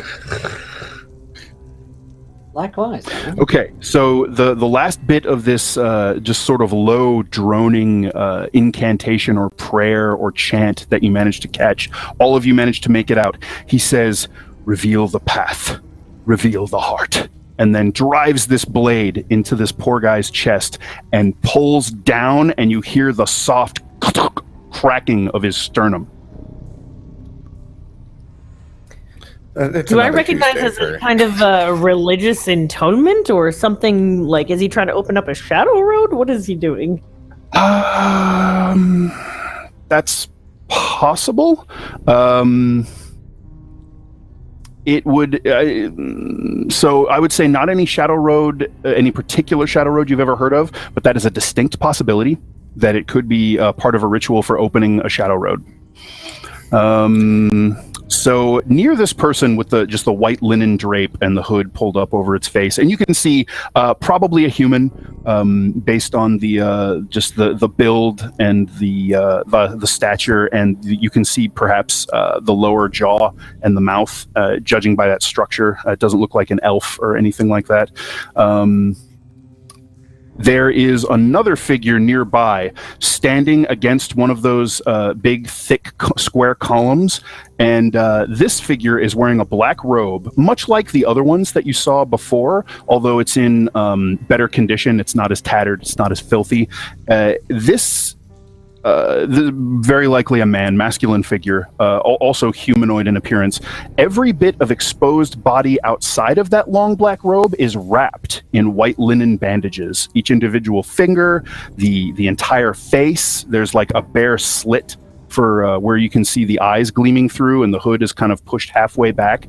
And he is standing with his arms kind of crossed in front of him, and he has 2 wicked iron sickles held, and he's just sort of his eyes are downcast, so he's observing this but not watching it directly, and just has this kind of reverent cast about him as this is going on. So what are you guys doing immediately who are snuck up to the door there? I would turn to Kane and be like, "This run? That guy's a warrior. Because I think he's magic-y, but I can't really say if he is. I don't know what. We could try to sneak in there and disrupt the ritual." Kane nods and very quietly is going to draw his sword. So as you're drawing your sword and kind of you're ducked back to whisper to him, Cloak, there is a rustling of feathers, and you kind of look back and you see this ash gray and black owl standing on one of the cages, and it's looking at you, Cloak, and it sort of tilts its head all the way to the side, so its eyes are vertical, and its eyes are gleaming with this bizarre bluish shine in the candlelight, and it opens its beak and then opens what appears to be a humanoid mouth under its beak with sort of large white teeth, and it says in Umbral, "We have guests." We're so dead. You're so dead. Can I shoot the bird? Can I shoot let's the roll bird? Can I shoot Some of us are kind of like around the corner. bird? Yeah, you guys are around the corner, but you can hear this stuff happening, and it sounds like initiative is on the order. That sounds Oh like my All right, lord. I have 18. Yes, doing it. Okay. 13. Ooh, Glads with the nat 20. Maybe, that's nice. You can die first again. Ooh, Hopefully not. harsh, That's right. harsh, man. These guys, oh my god, I know. Oh, this is when I wish I wasn't such a fan of Tome of Beasts. Oh, you know what these are. Oh yeah. Like, I swear I've heard of these things before. Well, when Kari sees it, she'll know exactly what it is. Oh yeah. All right. Haven't had a lot of Midgard Monday reviews yet. What's going on? There's a creature that you're going to recognize here once we have your... hang on, I gotta Oh man. adjust some windows. Sorry for the delay here, guys. I'm still on a little bit of a learning curve with the whole... That's okay. We can all talk about how screwed we are, guys. Yeah, totes. I can confirm we're screwed. Yeah. Yeah. Definitely. Any idea Well, when we these have are already changed? gotten all of our ones out of the way, so how bad could it be? I'm gonna nail this one. Dan, while the chat are waiting, is there any idea for a viewer decision question we can get polling with? Sure. What's- All right, viewers. Do you want to see... let me see here. My book. Gotta check something real quick. Oh yeah, Screen, that'll do. it's great. Well, I'm gonna be a dick on this one. Sorry, guys. Do you want to But- see... We like you, and you're great. You're the best DM ever. blinded or grappled? Ugh. Oh man. Oh. Is that what you're asking, chat? Yep. Choose between blinded or grappled. All right, here's a poll for you guys. Vote in this.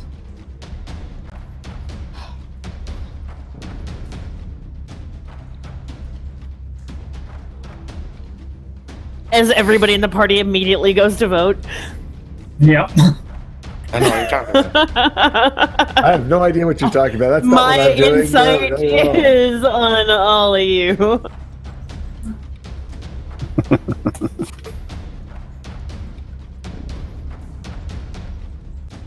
Oh god, the votes. Oh my god, this is fluctuating so massively. This is tense. Oh my god, it's neck and neck. I'm not looking anymore. I can't. It's just too much. 22 votes, Yeah. 11 apiece. I don't want to know. Oh, No, it's... I love it. I love it. It's perfectly zen. I don't want to look. Is it just neck and neck? It is literally 50-50. It's my 100 God. every... It's 10 apiece, 11 apiece, 12 apiece. Both if there's a tie, right? Firm. Oh, Go to bed. Go to bed. No. So are No, people it's still... 13. It's 13. I'll tell you what, Dan, we'll get back to you on it. Let's stop. All right. Yeah. Well, we're gonna need it real soon. But okay, so let's figure. Are all your initiatives in the thinger there? All right, we got a 21. Good. Mine's an 18 now. I need to add the +1 to it. Okay, got it. Very good. So 21. Glaz. All right, it's blinded. I'm calling it there. Okay, blinded it is. 21. So yours is 18, Kari? Yeah. I mentioned I was in the back, right? Several You did. times. You did Okay. and did. Let's see, 12. I have a 12. Cloak, roll off with me. Just a straight up D20. Okay, hold on. Woo! 13. 13. One All less. right. Okie doke. So Yoda. Something gets to go before me. That's what I'm assuming. Correct.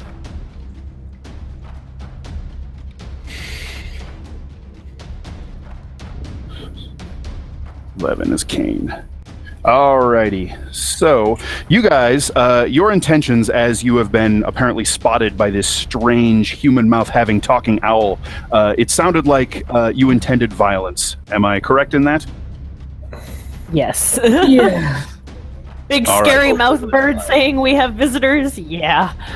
Alright, so And a dude you with two guys sickles, are... like sitting in the corner. Yeah, that's a. Yeah, and a dude with 2 iron sickles sitting in the corner and some And completely weird... wrapped up in bandages and maybe a mummy, you know. Just shoot him. Yeah, who knows? Let's hope it's not a mummy. That'd be it. I really hope it's not a mummy. I hope people have radiant damage now. There's so many awful I can't things. change my cantrips, dude. Those are like stationary. That's it. There is Yes, no sometimes they're- sacred flames coming, buddy. Give up Yeah, on that not dream. People bleed. Is a level 1 spell. What is? Yeah, All we're right, guiding so Guiding. guiding bolt. I didn't yeah. prepare it. I'm the worst. Okay, so you guys move into the room as you have been spotted. Your cover blown. You head in and you see that scene I described before with the soft golden candlelight bathing the room, and by virtue of your dark vision, you are now essentially in bright light. You can see in these cages several, they look like large dogs of various breeds. Some of them are just sort of lying still at the bottom of the cages and have like weird whitish gray patches streaked across their fur and aren't moving. Others are cowered and whimpering. Some look terrified. Others look like they're struggling to breathe. In smaller cages, you can see owls and hawks, likewise, sort of in various states of terrified, dead, injured, dying.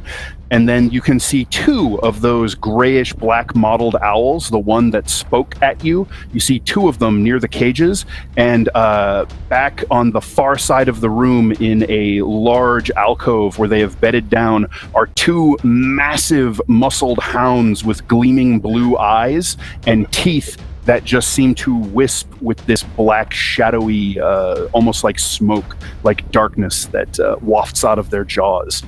And so as you guys are moving in, Glaz, you can act. You're first in the order. Glaz, having last time had all this, this shadow on its first hit on him go down, he's like, he's loaded for bear, and he comes around the corner and sees, I assumed like the tail end of this white-robed figure plunging this knife in and saying these words, or whatever, the bloody knife on an altar. And he's just like, no, what are you doing? Why would you do this? And he reaches sort of underneath of the moose skin, and this glowing orb comes out from underneath of it, and it's filled with flames, and he throws it out, casting chromatic orb Ooh, at the all right. white-robed figure. That's my favorite spell. Sorry. Come on a 14. A 14. All right. So the blazing ball of flame streaks toward him, and he kind of looks over at you and snarls a single word. And as he does, you reel back as if struck in the face by something, and you feel blood begin to trickle out your nose. And Kari, your blood runs cold as you hear this word. The rest of you feel these strange symptoms come over you. Cloak, you get suddenly nauseous and almost barf all over the doorframe where you're hiding. Kane, your fangs feel like they're trying to pull themselves out of your gums, and you can taste a little bit of blood. Riodan, your fingernails begin to hurt and ache, and you can see bruising in your nail beds and creeping up your fingers just from the sound of this word. And as he does, the spell just sort of crackles apart and just unravels in the air. So, do you have anything else you'd like to do? Any more movement you would like to take? No, I think he'll just move over like to one side so we're not all clumped up right at the door.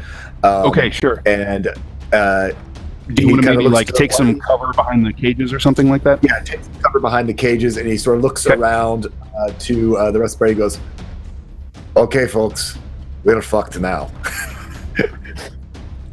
And Kari, in case it wasn't clear, that word echoes in your mind, and it starts to bring up memories of those words you heard the figure in your vision barking to the sky as it cut that strange, massive creature's heart out, if you recall.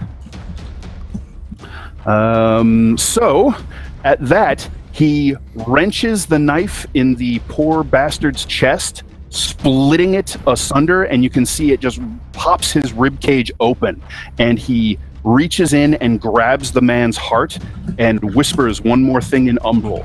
A wave of black belches out of the chest cavity like a shockwave and runs over all of you. I need everyone to make a DC 13 Constitution save, please. How could this happen to me? It was 13, DC 13? Is that what you said? Oh, no, DC 13 is correct, yes. Oh, no. Oh, dear. Dude. Glass saved. Are we all blind? Yes. All right, so Glaz, this wave of darkness reels over you, and you can feel your muscles kind of seize up, and your vision goes black for a moment, but you center yourself, open your eyes, and the light slowly returns. The rest of you, this icy pain stabs into your eyes, and your vision goes dark. Do we make a save for our familiars as well? Yes, you may make saves for your familiars / animal companions as well. Come on, kitty. Yeah! Nice. Go, kitty, go!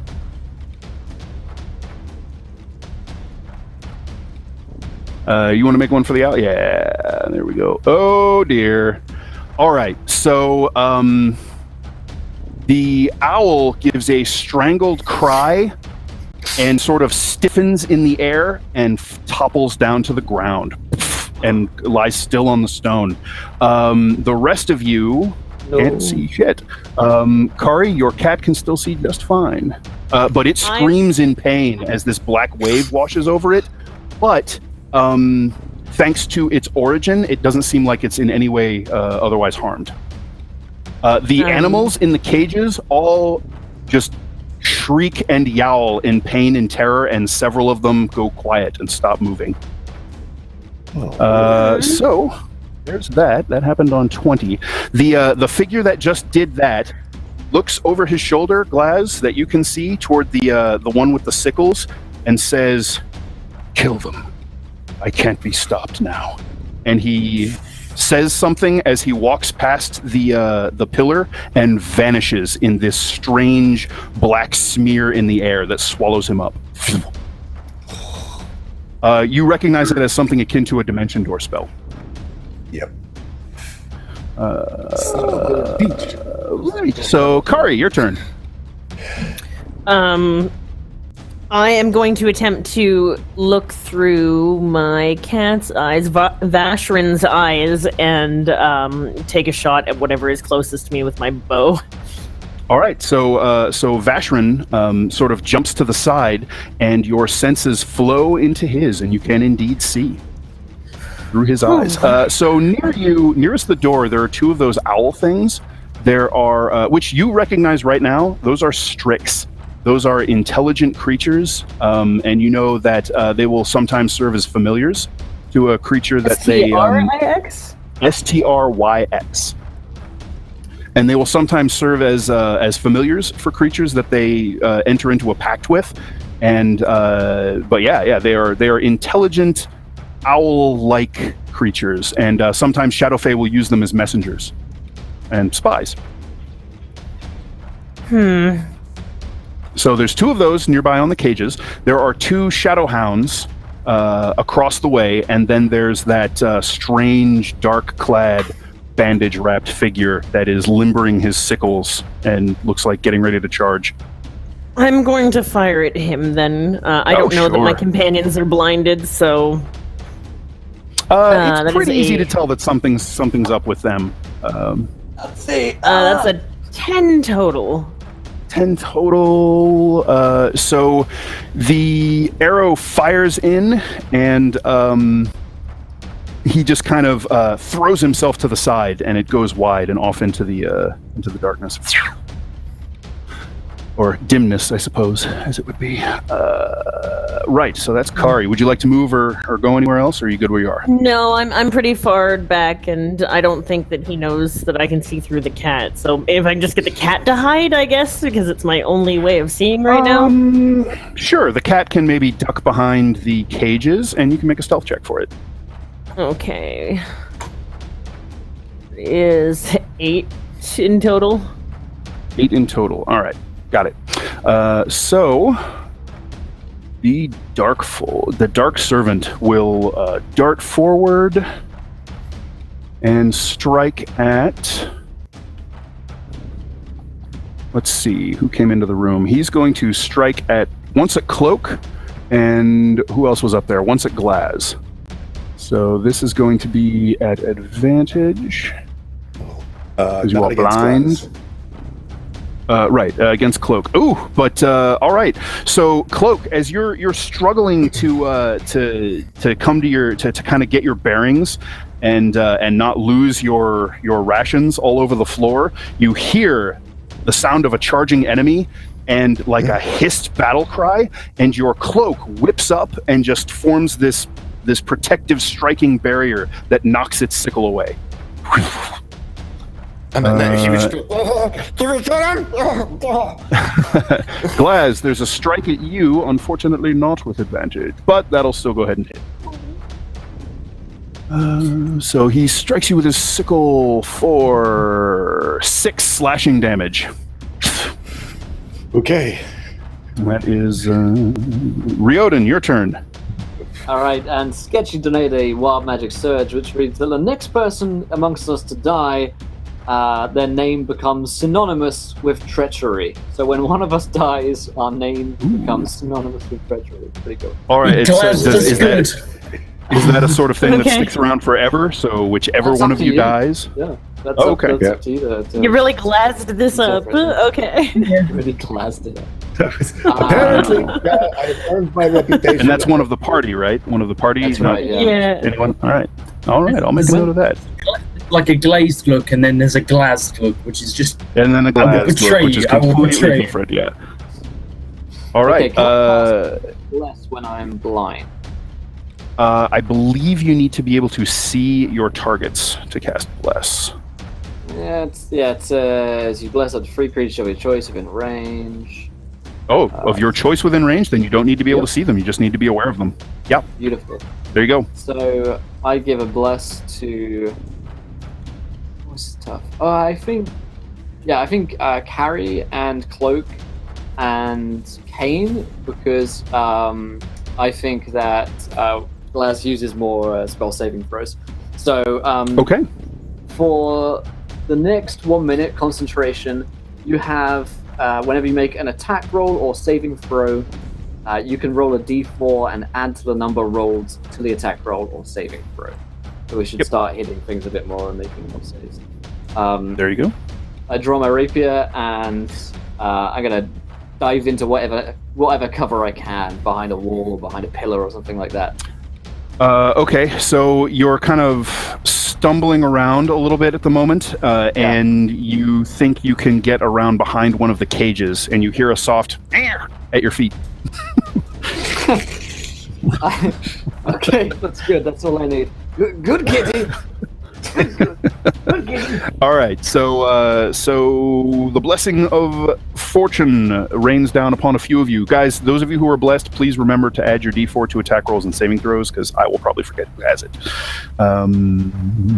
That's my attack rolls and saving throws are +4. I got blessed, right? I heard my name, Kari. Well, yes. You roll a D4 and add the result. Okay. Yeah. Yep. Whenever you make Platform, an D4. attack roll and saving throw. All right. So you can hear the baying of the shadow hounds as they dart forward. One attacks. You know what? They're going to gang up on you, Glaz, and use their pack tactics. Oh no! Seriously? Okay. So my name is. No. I'm sorry. These guys don't have pack tactics, so they will attack. They will attack just normally. So we'll do one on Glaz, which its jaws snap. People. Don't go for me. Its jaws snap around your wrist, but you just kind of take it on your force armor and your rocky hide. And we're gonna have another one at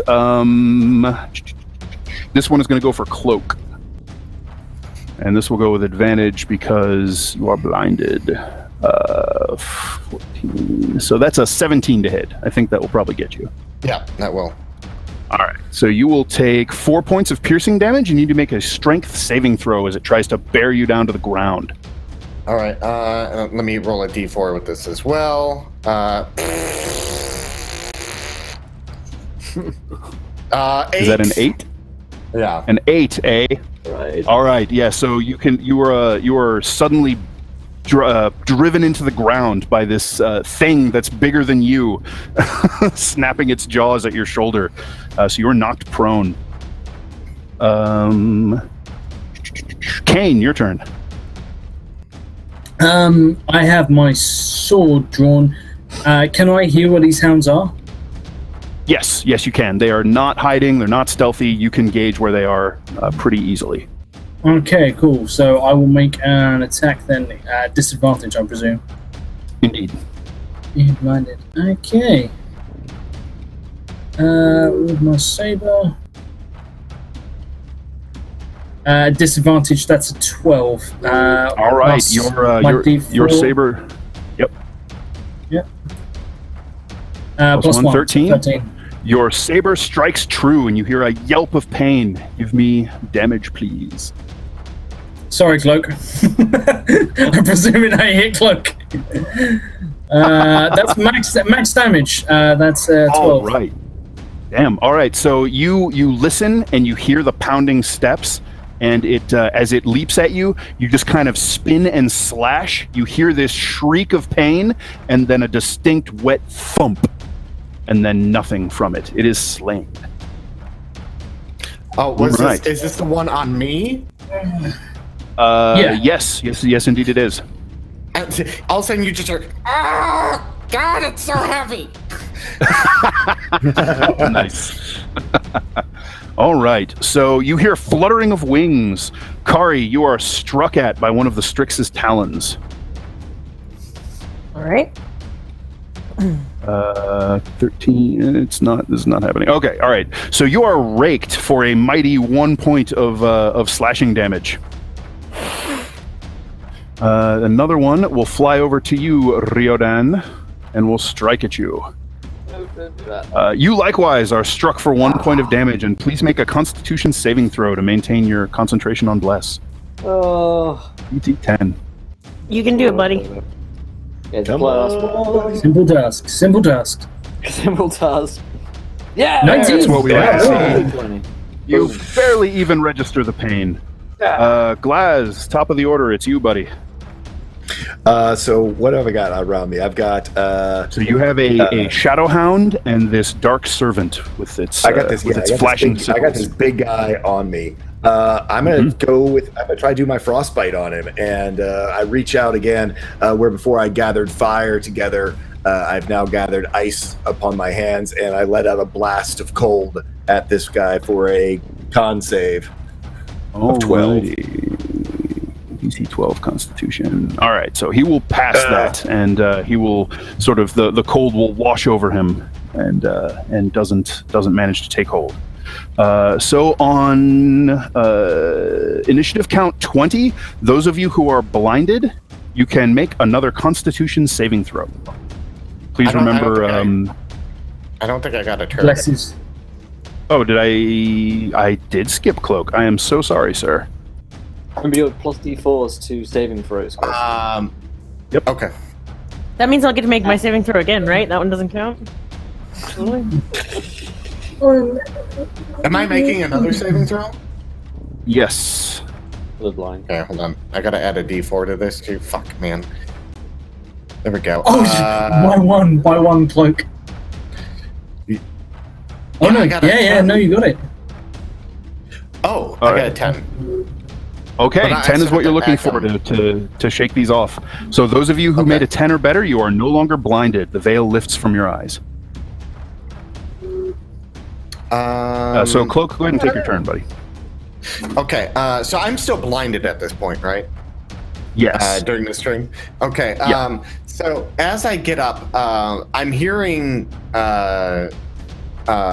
that guy swing at Galaz over there, and like kind of Mhm. ridiculous. He also kind of swung at me, so he's close by me. I'm gonna use my other crit to jump at him and be on his back and be like, "Nah!" All right, so you jump up and begin hacking at his neck. Mhm. So your blade bites. Give me critical damage. This will be 5 Plus Oops, another D8. sorry. Yep. Whoa. Okay. 10. 10 damage in total. All right. He cries out in pain as you begin hacking at his neck and shoulders. Yeah. He's been like, I can't wait to see your face. Can't wait to see your face. And that's what he's saying as he's stabbing him. Nice. Get him. All right, so then we're back up. Kari, your turn. Since there's one that slashed at me, I'm presuming it's right in front of me, so I'm just going to Shadow Claw its face, hopefully. Oh, yeah.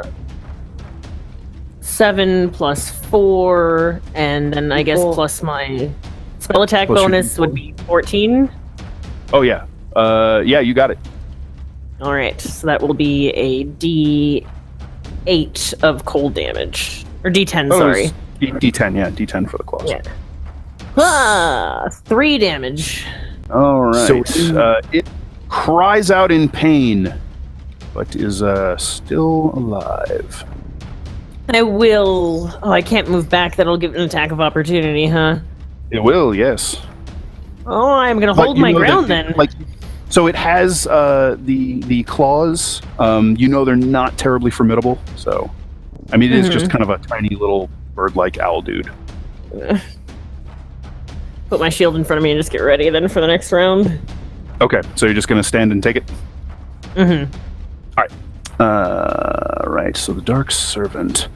Let's see. The Hound that was on Cloak is dead, unfortunately, but there is one on Glaz, right?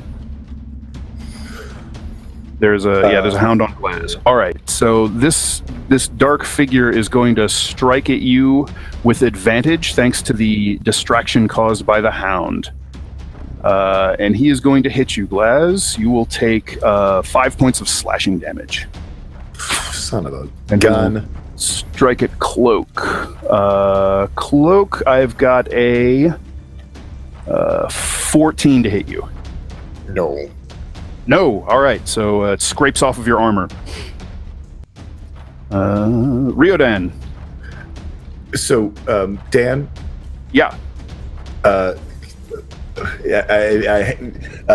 because McLokin had sort of jumped in towards the end of thing because you had missed him in the order. Sure. Oh, you didn't get your turn, because- did you? Well, I got my attack, but I didn't get my bonus action. Yeah. Let's do that.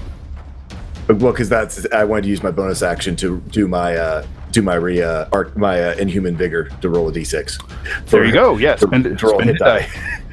Because, All right. So yeah. as these things are savaging Glaz, you can see the wounds swiftly beginning to knit themselves, and the bleeding stops. And so I need to roll that. It's a d6 plus 3. 5. Which gives me 5 points. Okay, cool. There you go. So yeah, All right. Yeah, he starts knitting back together as these things are attacking him. Yep, got it. Riodan, your turn.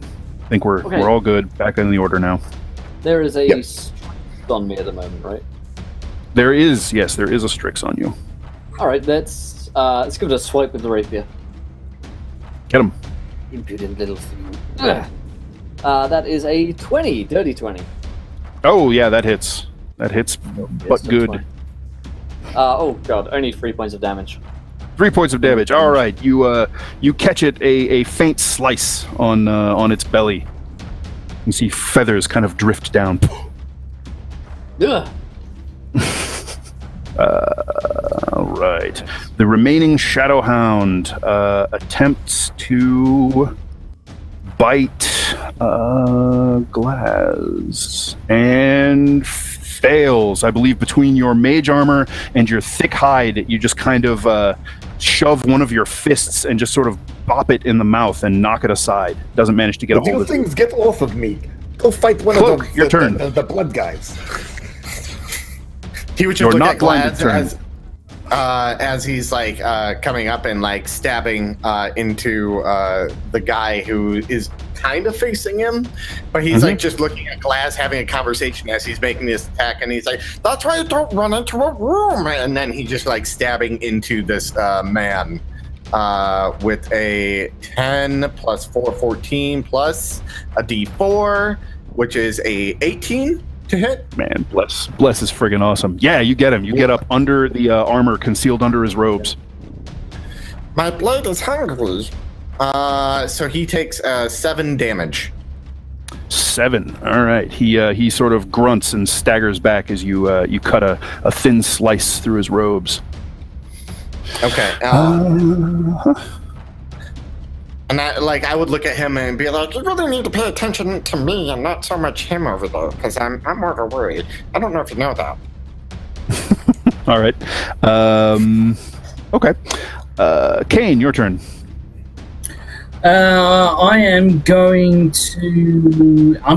Now I'm no longer blinded and see that my owl is still on the floor. I'm going to turn to this guy, and Kane lets out a guttural snarl and is going to go for him, backing up close. Going after the dark servant. Yeah. Oh, yeah, that's around 20. Nice. So yeah, there's just a vicious, and what's that? That'll be 13 damage. 13 damage. Ow. All right, so what manner of weapon you use? Use like it's like an Eastern like a Chinese style saber. Right. Yeah. So it's essentially a longsword, yeah. It's a rapier, technically, yeah. Okay, all right. So it's a light. Got it. So it's like a saber. Got it. All right. So you dart in, and as he's kind of distracted by the cut to the belly he just took from Cloak, you just come in over his guard and you hack down at his shoulder, and your blade gets stopped by his collarbone, but only just, and now you can see blood beginning to flow down his shoulder and staining his robes sticky and dark. So the Strix. So we have one Strix attacking Kari, I believe. That will hit. Kari, you take another point of slashing damage. And Riodan, you manage to fend it off, just sort of swat it away with your blade, so it doesn't manage to get a hold of you with its talons. And the one fighting you, Riodan, its human-like mouth opens up under its beak again, and it says, "You must know you're going to die down here, Dampier." And so that's Glaz. Your turn. So Glaz, seeing this guy in front of him, how's he looking? He is blooded now. He looks like he's beginning to flag under the weight of the wounds you've dealt him, and his blood is now flowing, so he is quite wounded. Glaz actually. So in game terms, he's below half hit points. Okay. Glaz actually just being annoyed with this guy is going to pull out his staff, his quarterstaff, and sort of basically grip up on it and just take a big old swing at this guy with his quarterstaff because, yeah, he's about tired of him. So let's see what he does. With a natural 1. All right, so he just kind of hooks your staff with his sickle, twists it around, and kicks it, and almost knocks it out of your grasp. But despite the stinging pain, you're able to keep hold of your weapon. I do not like this man. I do not like him at all. Kill him. Anything else? Anything else from Glaz? I don't have anything left. Yeah. All right, Kari, your turn. Just a regular group of heroes here. Kari's gonna draw her sword and slash out at the Strix in front of her. All right. Get him. For a nat 1! No, wait, 7. Never mind. Okay, God. God. That one. I was so scared. Okay. Total of 10, I believe. You get a +4. roll your Oh, that's right. D4. 14! Or no, a D4. A D4. Yeah. That's right. So D4, 10 plus... D4. 10 plus 2 is 12. 12. So it manages to just flutter up just a hair out of your reach. You barely miss it. Do you want to move or do anything else, or are you good? So the man that is giving all of the directions is on the other end. How far away is he? So he's probably, let's see, from where you are, he actually rushed up on Glaz and Cloak, and then you were kind of over on the side. So he's maybe 10 feet away from you. Okay, I want... it's fairly dark, I'm assuming, because I'm still in the back of the hallway. Is there any shadow around me whatsoever? Oh yeah. I mean, you're in dim light. It's just candlelight all around you. So I'm going to misty step behind him then, and if I can be coming out in the appearance of having my sword at his throat from behind him, then awesome. If not, then just being behind him will work for me. I mean, you can have your weapon sort of at him. Yeah, absolutely. All right, so Kari concentrates for a moment and takes a step, and halfway through her step, she just sort of melts into the flickering shadows around her, and then as she finishes her step, she appears behind the robed servant, with her blade striking for his throat, which we will get to on your next turn, I believe. All right, the Dark Servant. He is going to strike at Cloak. If I can find where my fantasy ground was. There it is. Oh dear. Well. Twice. Oh my god. 1. This is dramatic. Oh, minimum damage roll, though, so that's 5 mighty points of slashing damage from that critical. Wow. That could have been so much worse. He like hooks him good, like it probably like in the back. Probably gets a slip on him and does a little bit, but the cloak kind of like pushes it off a little bit. Yes, but he's like, oh. You're still up. You're still up, I'm though? still up. All I'm right, still he up, takes but his he's not- second swipe at you, and I believe that's going to be a 19. That's a 20, actually. It's a 20. So I believe that will hit you. So you're going to take 6 points of slashing damage from the second strike as he kind of has you hooked. Yeah, and then I'm down. You see, All right. like he comes across his chest and he like cloak flies back and not even making a noise. He just thumps to the ground and just it is unconscious. All right. Cloak drops to the ground and is bleeding profusely from those sickle wounds. That is the Dark Servant. He's done. Ryodan, your turn. No. KO. Okay. Still got a Strix on me, so there's not much I can do right now other than swipe at it. Hope it dies. 19 to hit. You got him. Do some damage. 7 points of damage. All right, you skewer it through the breast, and it opens its mouth and screams with this disturbingly humanoid scream, and then just sort of falls back limp and slides off your sword.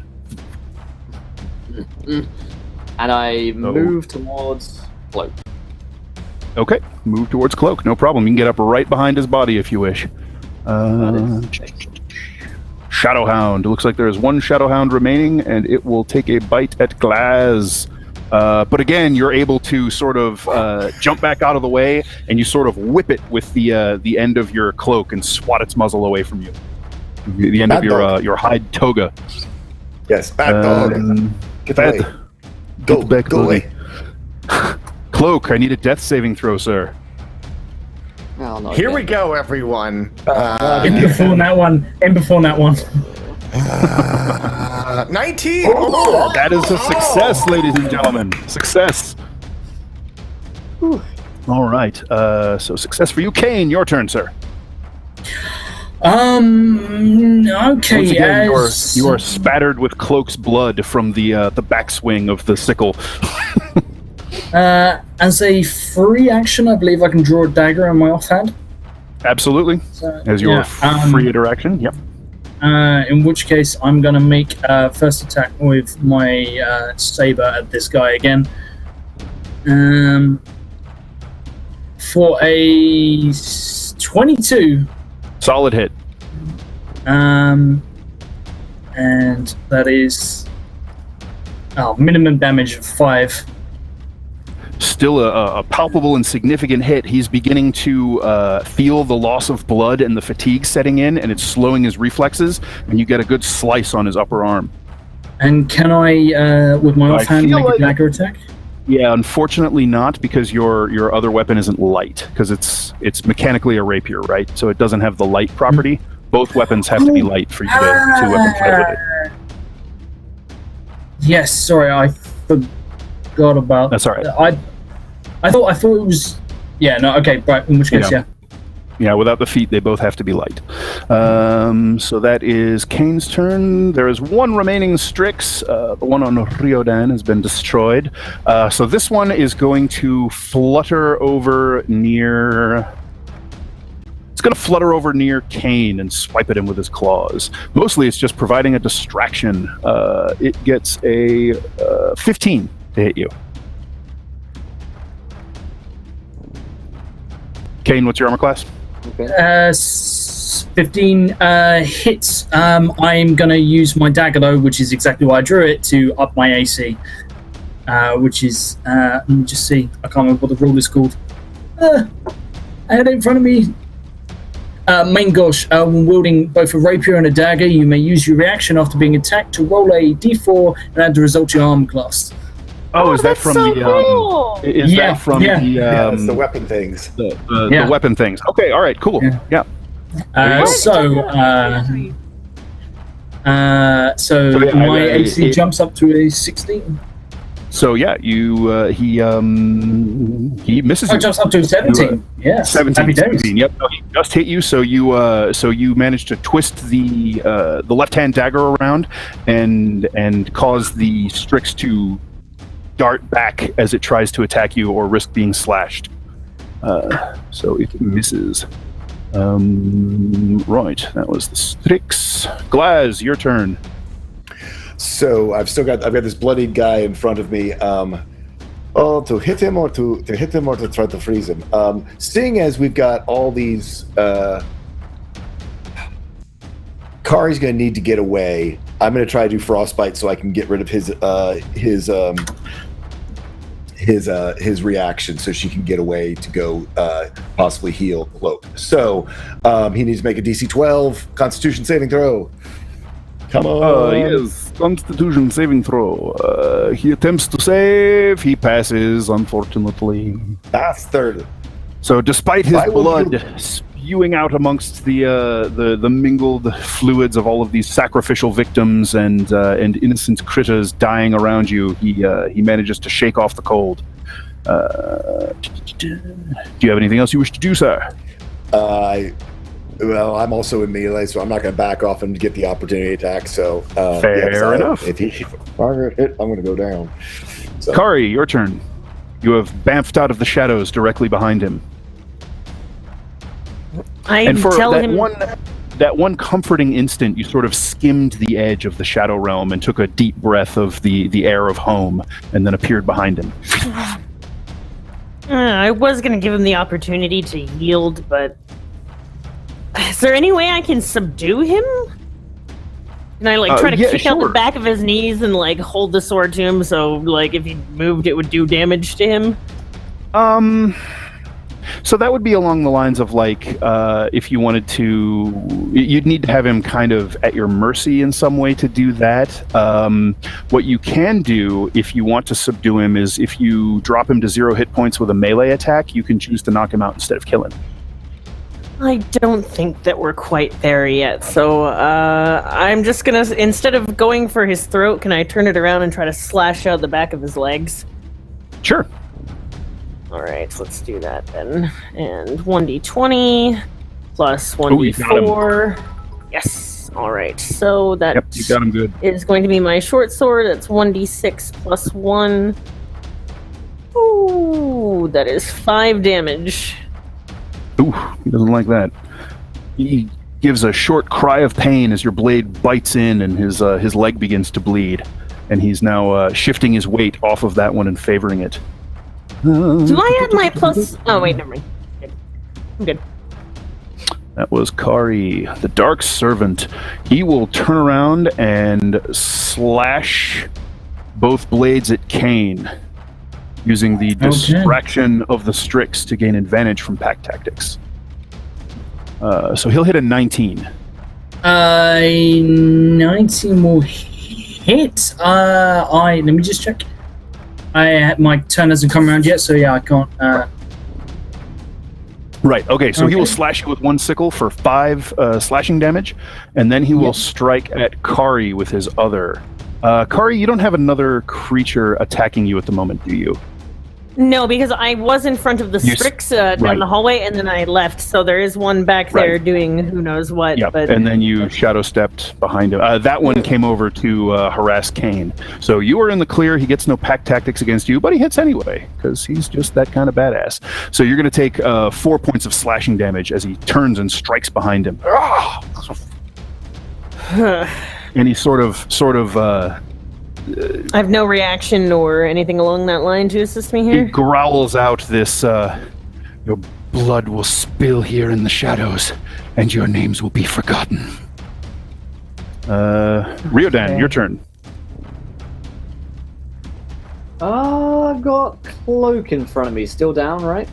You do, yes. Let's pump a cure wounds with Cloak. Hey, give him some healing. Nice. Which is a D10, right? It's a D8 plus your wisdom modifier. 8 plus. I thought it was D10. For cure wounds? No. That's a D8. Yeah.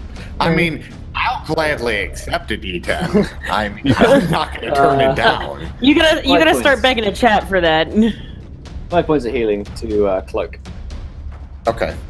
And There we go. basically the blood just begins to seep and leak. Well, where it's leaking just kind of seeps back into the wounds as Riodan controls it.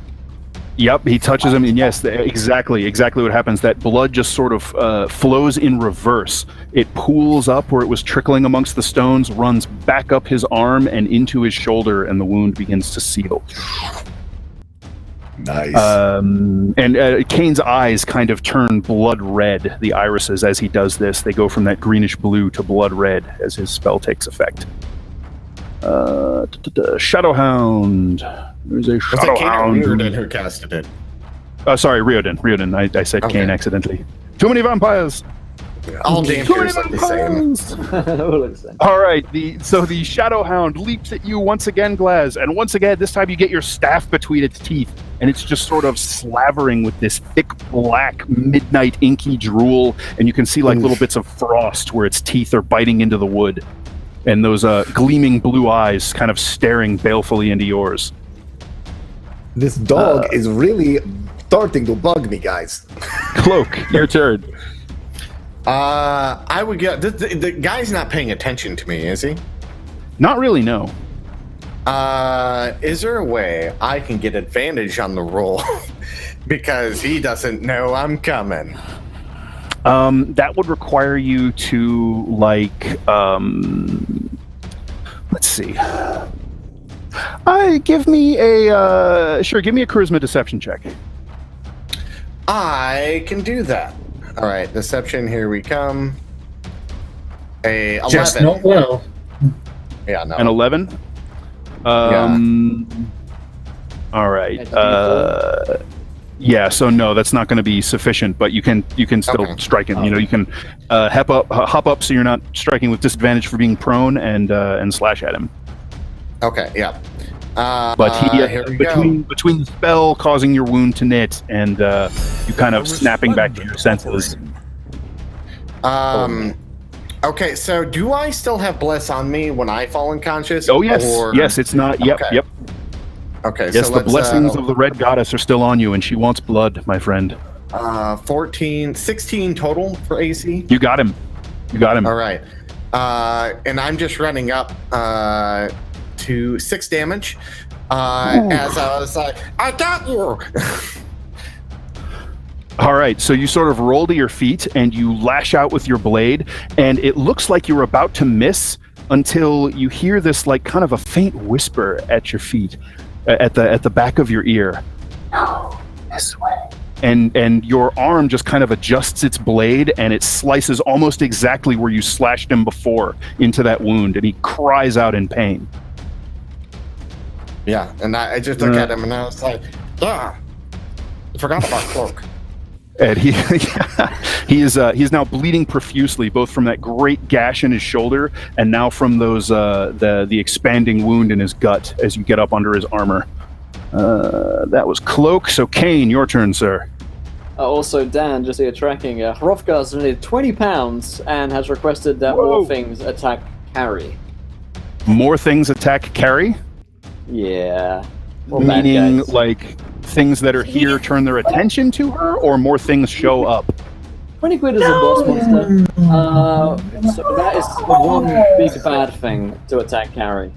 Yeah. I'm So, I'm level sorry, 1, dude. I'm sorry, explain again. Is it like a new thing shows up to attack her? Yeah. A new big Ooh. bad thing shows up to fight Carrie. Like, how nasty? My decision? You Yeah. decide, my friend. Level appropriate? We'll say a level appropriate thing? Oh, yeah. I mean, come on. I mean, it's going to be... I mean, this is... Dude, it's showing up right now is bad enough. Kane, go ahead and take your turn while I whip something out. Excuse me while I whip this out. That is a 19. Oh, you got him good. You're so dead. And I'll go for... that's 10 piercing damage. 10 piercing damage? All right. Yeah. So, well, so you lunge forward as he's pressing one hand to his gut and just watching blood pour out and stain these otherwise quite immaculate, pristine bandages. And he looks up just in time to see your blade run through his throat. And as like Kane literally grabs him by the scruff, Kane is bleeding for the first time since we've been adventuring together, and he Nobody leans makes me in. bleed my own blood. He leans in and whispers something in this man's ear. Ooh. As he twists the blade out through his throat. What do you whisper? I'll tell you. I'll message you. Okay, cool. Jerk. First spoken line. You whispered could to a dying roll. NPC. You could roll a perception to I hit. will tell you what. Kane, please make me a dexterity stealth check to see how quiet. Okay.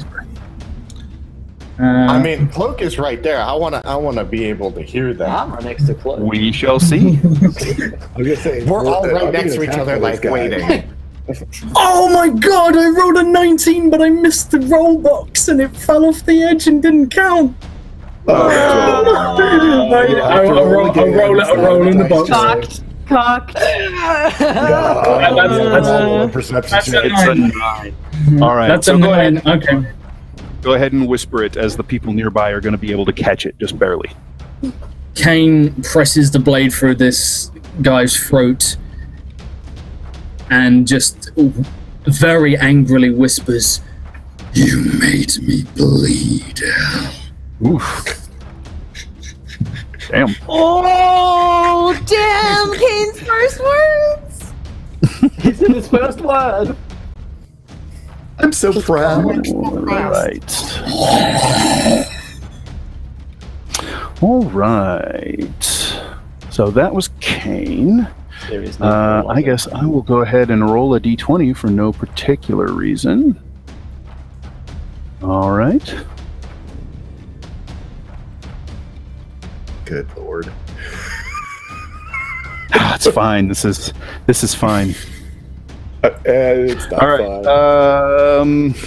As a world trooper, 2 episodes long. That was Kane. Strix. Kane, the Strix still upon you is going to attempt to strike you, and you just kind of backhand it as it comes in to ruin your dramatic moment. Oh, I'm having a moment. Yeah. No.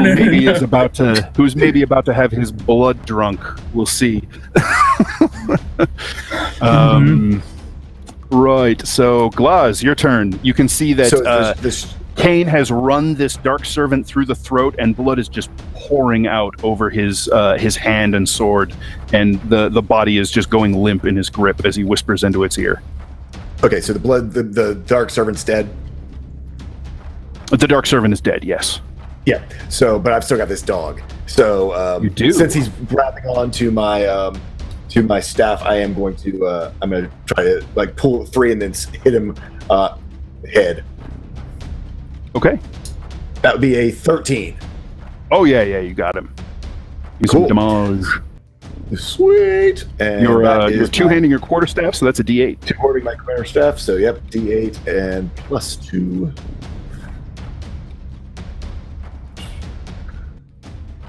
For 6 points of damage.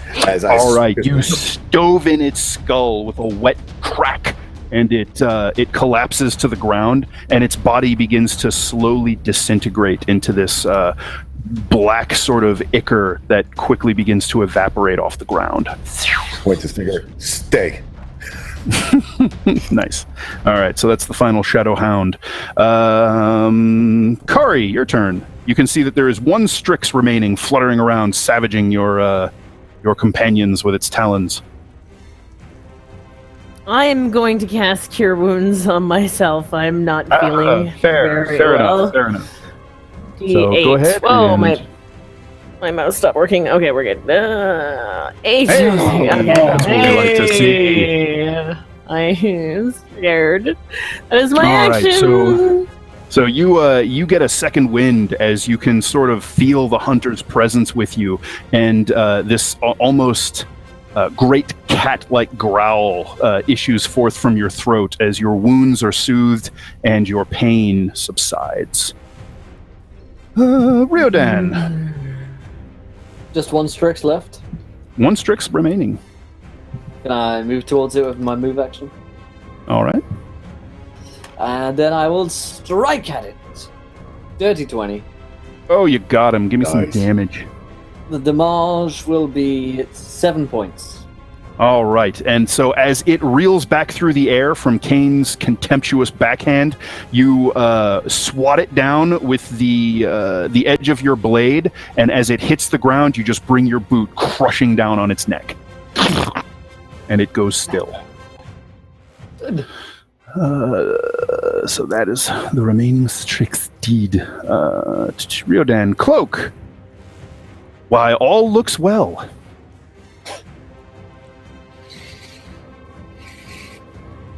You can hear the heavy breathing of your companions. You can see the shadow beasts that you slew are starting to kind of disintegrate in the light. And you can hear whimpering from a few of the creatures in the cages. Like bad whimpering? He's going to look over at the cages. Like animal whimpering, pained or pained or afraid, mixture of both, kind of animal. Oh, fucking hell. Oh god, what's that? That looks bad. More things. More things. That's the bad news. The good news is that they're not as bad. So, 10-pound bad thing is another one for Laurelania. Another one on Laurelania. Oh my goodness. People have a mad on for poor Kari. Okay. So something not as bad as the first one, I am led to believe. Sure. But it's Maybe like a it is baby one. definitely it's Maybe one of definitely whatever is something coming to kill me. attacking her, right? Yeah. Oh Yeah. yeah. Yeah. Oh Like a yeah, good thing. Yeah. Okay. it's not Yeah. Santa. Okie dokie then. I'll figure that out in a minute. Welcome So, to Encounter Cloak, what do you got Roleplay, for Dan. me? What's that? Can Yeah, I? you guys are gonna can keep me on my damn toes. Is something amiss? Are we still initiative right now? Not really. But what are you doing in this perhaps 6-second span of time while everything is calming down? I would go over so that dude's dead in front of me. The dog is now the shadow dog is the shadow beast melting into the ground. The Strix's necks just snapped. I would walk up to the cages, and kind of be like, "Hello." Okay, so you go over and check into the cages, and you see a dead wolf, clearly dead, and it's sort of like shriveled and emaciated, and a bunch of its fur has turned shock white and is falling out of its kind of gray shriveled flesh. And you see a couple of dead, like a dead falcon and a dead crow up there with similar sort of strange deformities and bizarre corruption of their bodies.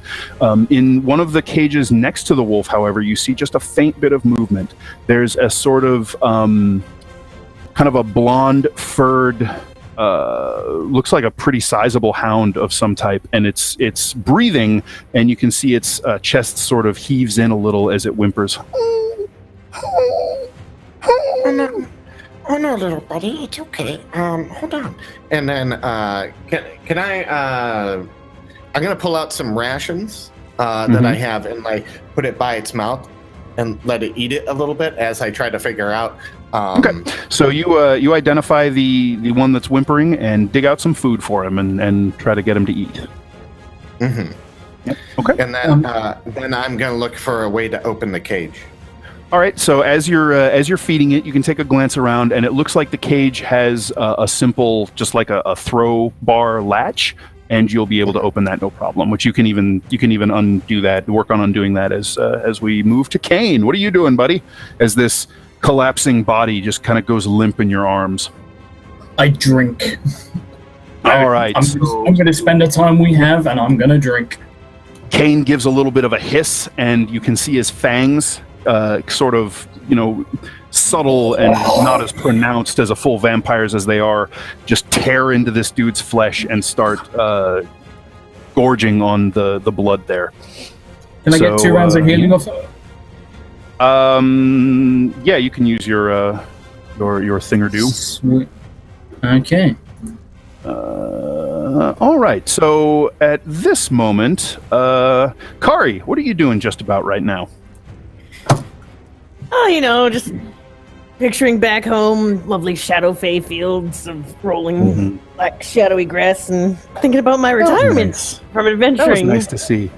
All right. Is it close? Are you so close to retiring? So close to retiring. Oh, God. You're not even close. You just started. You're barely an intern. All right. But we can burn through those interns so fast. No. Okay, I'm fine. Right. I'm a warrior. So I'm on the hunt. As you're kind of gathering yourself, and you finish the healing as the prayer washes over you, and you kind of breathe a soft thanks to the hunter for a very successful hunt so far.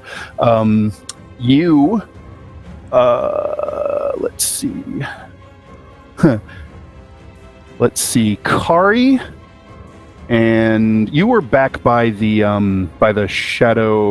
dark servant. So that's going to be Kari, Kane, and Glaz and Cloak are all immediately plunged into thick, inky darkness. All of you are blinded as the light just vanishes. And there is a faint rustle of noise up above as what might have appeared to have been a stalactite detaches from the roof and drops down on Kari. We all know what that is. That will be an advantaged attack roll. Ooh, not so good. That's just a 12. I have a 16 armor class. All right, so you hear this strange, almost like popping sound from up above, and you raise your shield up, and something heavy slams into it, and you can feel strong, grasping arms or tentacles wrap around the shield and begin like sucking at your hand and wrist. So, Glaz, what do you got for me, buddy? You're plunged into darkness, and you can hear something attacking Kari. I gotta read the fine print of Frostbite. Give me 1 second. Whether it's something you see. Your target. Yeah, that's what I'm about to see. Whether it says you have to see. Is a good question. Yeah, you can see within range, and I can't see. So I'm going to. Can I hear though? I've had my quarterstaff drawn to try to give a swing and attack it. I know it would be with disadvantage. Yeah, you can totally hear it. So let's see what happens with some disadvantage as I swing out with my on a 12. 12 is good enough. You managed to catch it. It's soft, fleshy, rubbery body. Cool. So give me some damage. For 7 points of damage as I go swinging out. What are you and where did you come from? All right, so you hear your quarterstaff strike this kind of fleshy, rubbery body. And you hear a 7 damage, you say? 7 damage. Ouch. Palpable hit, sir. All right, Kari, your turn. You can hear Glaz's strike solidly smack this thing that's stuck to your shield. I shadow claw and try to reach up around my shield, I guess. This is a really awkward attack thing, but... All right, so you can attack with disadvantage. Okay. Yeah? It'll be +3 on whatever... You got him. Yep. And that is 1d6 plus... 1d6 plus 10. 3? Is it not? Shadow Claws? For a short sword? Oh, Shadow Claw. I said short Shadow sword. Claw. Short sword. No, I said Shadow Claw. Claw first. I had meant to. Sorry, and my brain is all go ahead and- afraid right go now. ahead. Oh, it's cocked, but it was cocked on a 1. Thank you. Oh, I got a 2. Whatever. Two cold damage, right? Yes. Looks like it takes all the cold damage. That's good, right? Yeah, that's good. All right, so it squeals, and you hear the flesh kind of crystallize as it freezes around your dark claws. Kari, Riodan, you were not... No, you were up by Cloak, weren't you? Yeah. So I'm going to say that you were far enough back that you can see that this just undulating globe of darkness spread out and just engulfed the area where your companions were fighting. And you easily recognize what is essentially a darkness spell. Mm-hmm. I have nothing useful for this. I'm gonna go up. Can I get towards where Carrie is? Yeah, sure. Yeah, you can move up there. You might stumble over some of the corpses, but yeah, you can move up there. Okay. We'll give her... if I can attack the creature, am I at disadvantage if I do so? You are indeed, yes, and you can hear it enough to kind of. You hear Glaz, hold still, you, and and Carrie clawing at the thing with her strange shadow forged claws. Yeah, you guys still have bless. I should have. Okay. Yep. I'm gonna say, hold still, and I was gonna try and get it with disadvantage. It's a 14 to hit. That hits. You guys, darkness. What darkness? All right. 10 points of damage. 10 damage. All right. You slice through blubbery flesh, and you can smell just this really awful, bitter stink as this thing's ichorish blood spatters out over your blade and kind of splashes on your hand. Gross. Nasty. Let's see. That was Riodan. Cloak.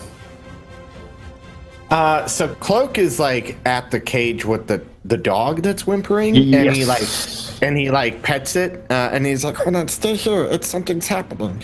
And then he runs and sees the dark. Oh, I'm in the darkness, right? No, I'm sorry. I forgot. You moved over to the cages, so you're away from. So you look back and see this darkness just engulf your companions. Yeah. Okay. So I am gonna go. When will this stop? Okay. And then he runs in there and trying to perceive where everything's happening. He's gonna make his attack with disadvantage. Okay. Yep. And I got to roll a d4. So that's a 13 plus 2, 15. You got him. All right. And here we go. 8 damage. 8 damage. All right. So you kind of run in, you vault up on the slowly dissolving corpse of one of the shadow hounds, jump up into the air, and just kind of, here goes nothing, strike with your blade down, and hear a, and then, and the darkness dissipates. The light creeps back in and illuminates what you can see. And what you see looks sort of like some kind of like bizarre stony-hide squid with golden eyes sort of all around its mantle, set at even intervals around the conical body. But it looks, if you didn't see it moving, it would look almost like a rock formation or a stalactite. And it looks like it was desperately trying to get at Carrie, but she managed to get her shield between its tentacles, so it couldn't get a grip on her. What in this cave hates you? Speaking of, as you guys, as the light rushes back in and dispels the darkness, as the dark mantle breathes its last, the eyes of the dark servant's corpse flick open, and they're glassy and milky, and it reaches up and grabs a hold of Carrie. Are you fucking kidding me right now? Or does it? Oh my god! All right, Or but you managed to just sort of pull your foot out of the way as it like clumsily swings at you and lurches up to its feet. Glaz. This is what is Do I get going to go? on here? You could and I'm see. going to- You could see darkness like pouring into its mouth from the corners. It just runs like ink and just pours up its body into its mouth and eyes. Did I miss my go? Yes. Sorry, Kane. Do. Because I was eating him. I was fucking eating him. How dare he? I'm Yep. pissed. He just sort of shook you off and is ignoring you and is at the moment and is going after Kari. I am in the middle of dinner and this fucking son of a bitch. No, ignore the disadvantage there. What did I drop? Yep. No disadvantage. Dropped a 6. A 6. But 6. you still have So blessed, don't you? Are you in the blessed people? yeah, so that'd be a 12 plus bless. For 14. Got him. Woo! That's for the win, man. Bless is the best. Dude, use that spell a lot. That's 6 piercing damage. All right. You drive your sword into its kidney, and it just doesn't even seem to notice. Oh no! All right. Yeah. We're coming up on it here. We should be able to wrap this up without too much trouble. Glaz, your turn. Burn it. He just goes, Kane, stop playing with your food, and I'm going to try to hit it with the with my quarterstaff with I don't have blessed, so a 7 I assume does not hit. 7 unfortunately does not hit. So you hit it, but it just, and you even hear like something pop, but it just shrugged. It just doesn't even seem to register the pain or the fact that you touched it at all. Kari. I don't think our weapons are hurting this. It looked like his stab hurt it. It just didn't seem to care much. It just gave no indication that, oh no, I've been stabbed. Gotcha. I don't think necrotic damage is going to do anything to this guy, huh? Is there a fire or something nearby? I mean, it's got flesh. You could make a religion check, an intelligence religion check. Where's my d20? It is right here. My religion. That'll be a nat 20. That'll be another nat 20. Religion for days. Both religion checks you made have been nat 20s. What the fuck? Okay. You lost don't this see at any some indication that this thing will be able to shrug off your necrotic damage. Like you can decay its flesh, rot its bones. Yeah. I'm going to do Cloying Darkness then, reach out a Hand of Decaying Shadows and make a ranged spell attack. So that's this. Okay. Oh, no, get over here. Get it back on the dice tray. Okay, it's a 17 plus a 4 plus a D3 plus 3 is... Hang on. A ranged spell attack is going to be at disadvantage because he's within 5 feet of you. So you could, if you want to do something else, you may. I've already... Okay, then I'm just going to like if you want to use a claws, your claws or sword instead, you can use that roll. That's fine. Okay, let's go with that. Go Claws of Darkness, which still would Go be... ahead and give me some damage.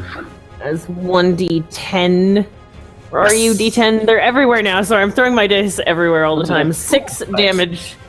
All right, so you slash him across the face. You rip those bandages away, and you see more of those black umbral tattoos on this individual's face, more intricate than the last ones that you saw. And its skin and musculature kind of freezes. But it still keeps lashing its heads towards you.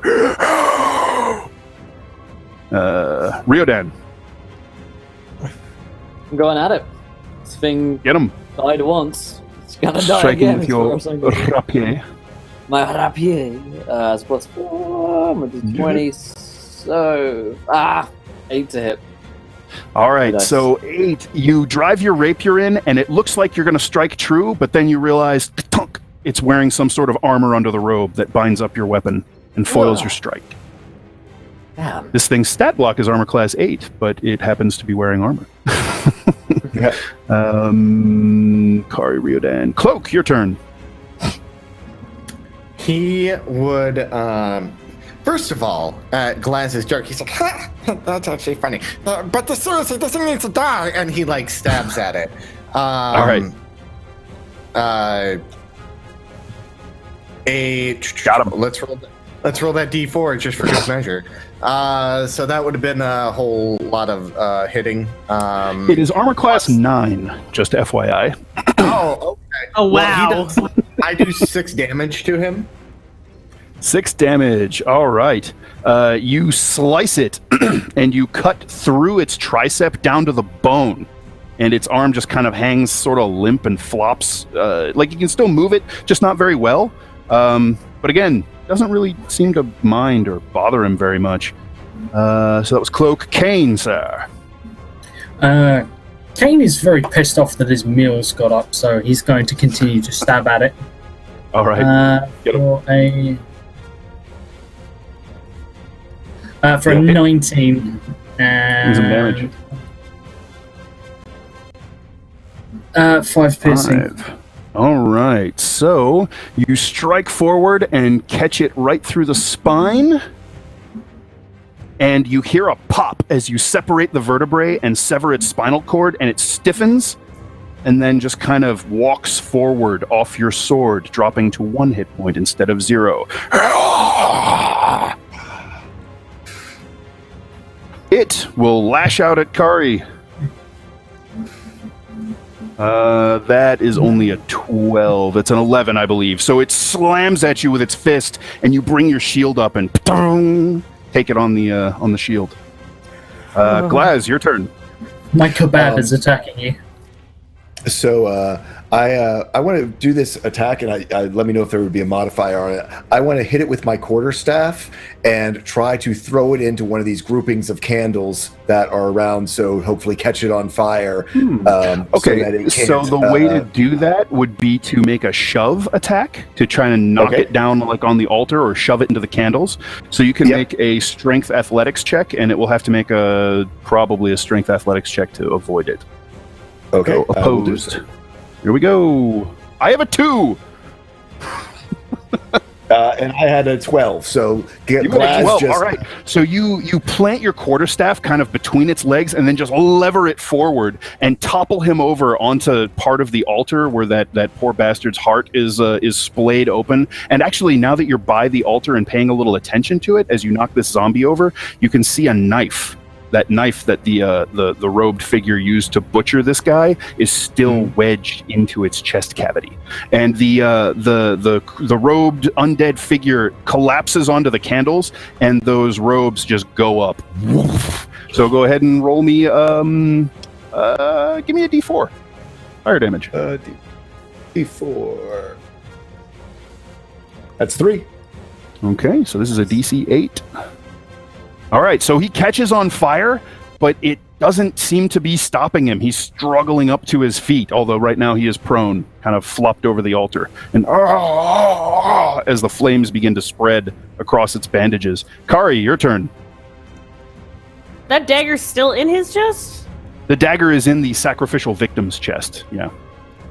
Yeah?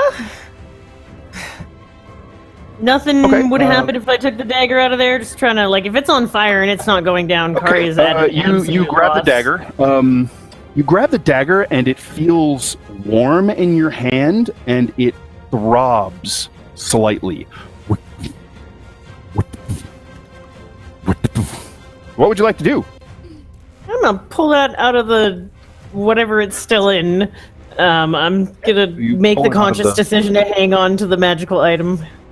All right. Assumingly magical. If I remove it, does it stop moving? Now remember, the dagger is in the sacrificial victim on the altar, not the dark servant that just got knocked into it. Yeah. No, it doesn't. I knew that. To stop I was moving. hoping that if I had taken out that it would be a correlation kind of thing. If not, I'm going to take the dagger and I'm going to throw it at it and hope that has some sort of correlation. Okay. Stab it.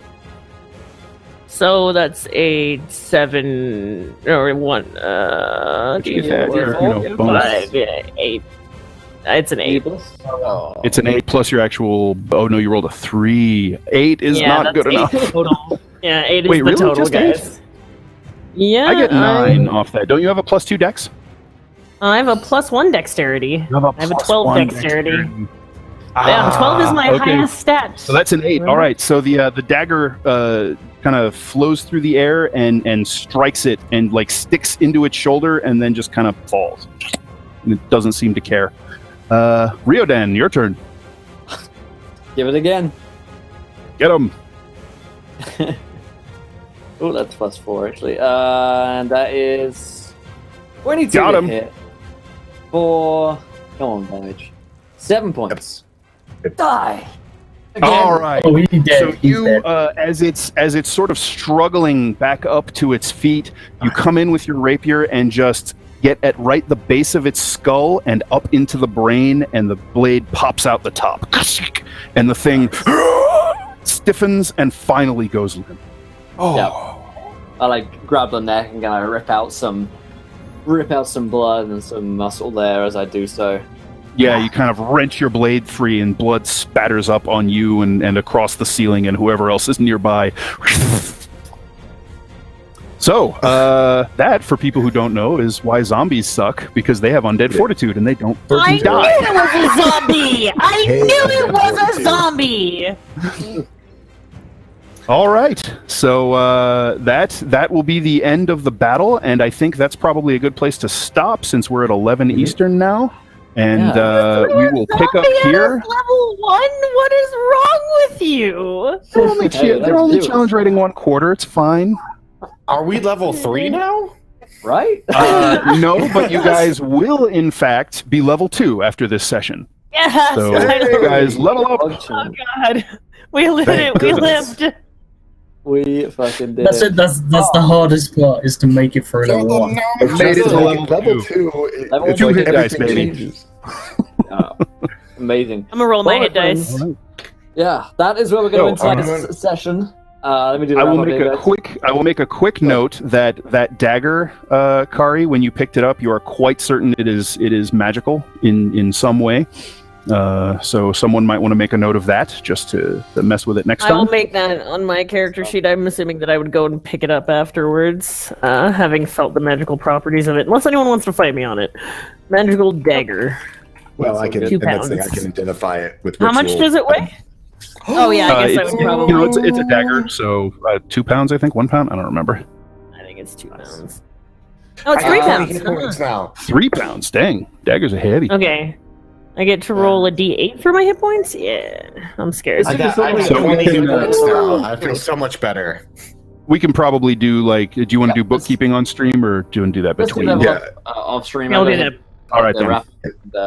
And get the sponsors and everything. So, thank you guys for joining us on tonight's episode of World Tree Burns, episode 2. Hopefully, you guys enjoyed it. Be sure to catch up on YouTube, and this will be a podcast as well if you're listening on podcast. And well, you're already there. We'll have a link for you guys in the next couple of days for the first episode's podcast version. If you guys enjoyed the show, hit the follow button and join us, and be sure to tune in next week. But most importantly, go check out koboldpress.com. Go check out the Midgard stuff over there, and get yourself a world book or a hero's handbook. All the races and options we've been using today are from there.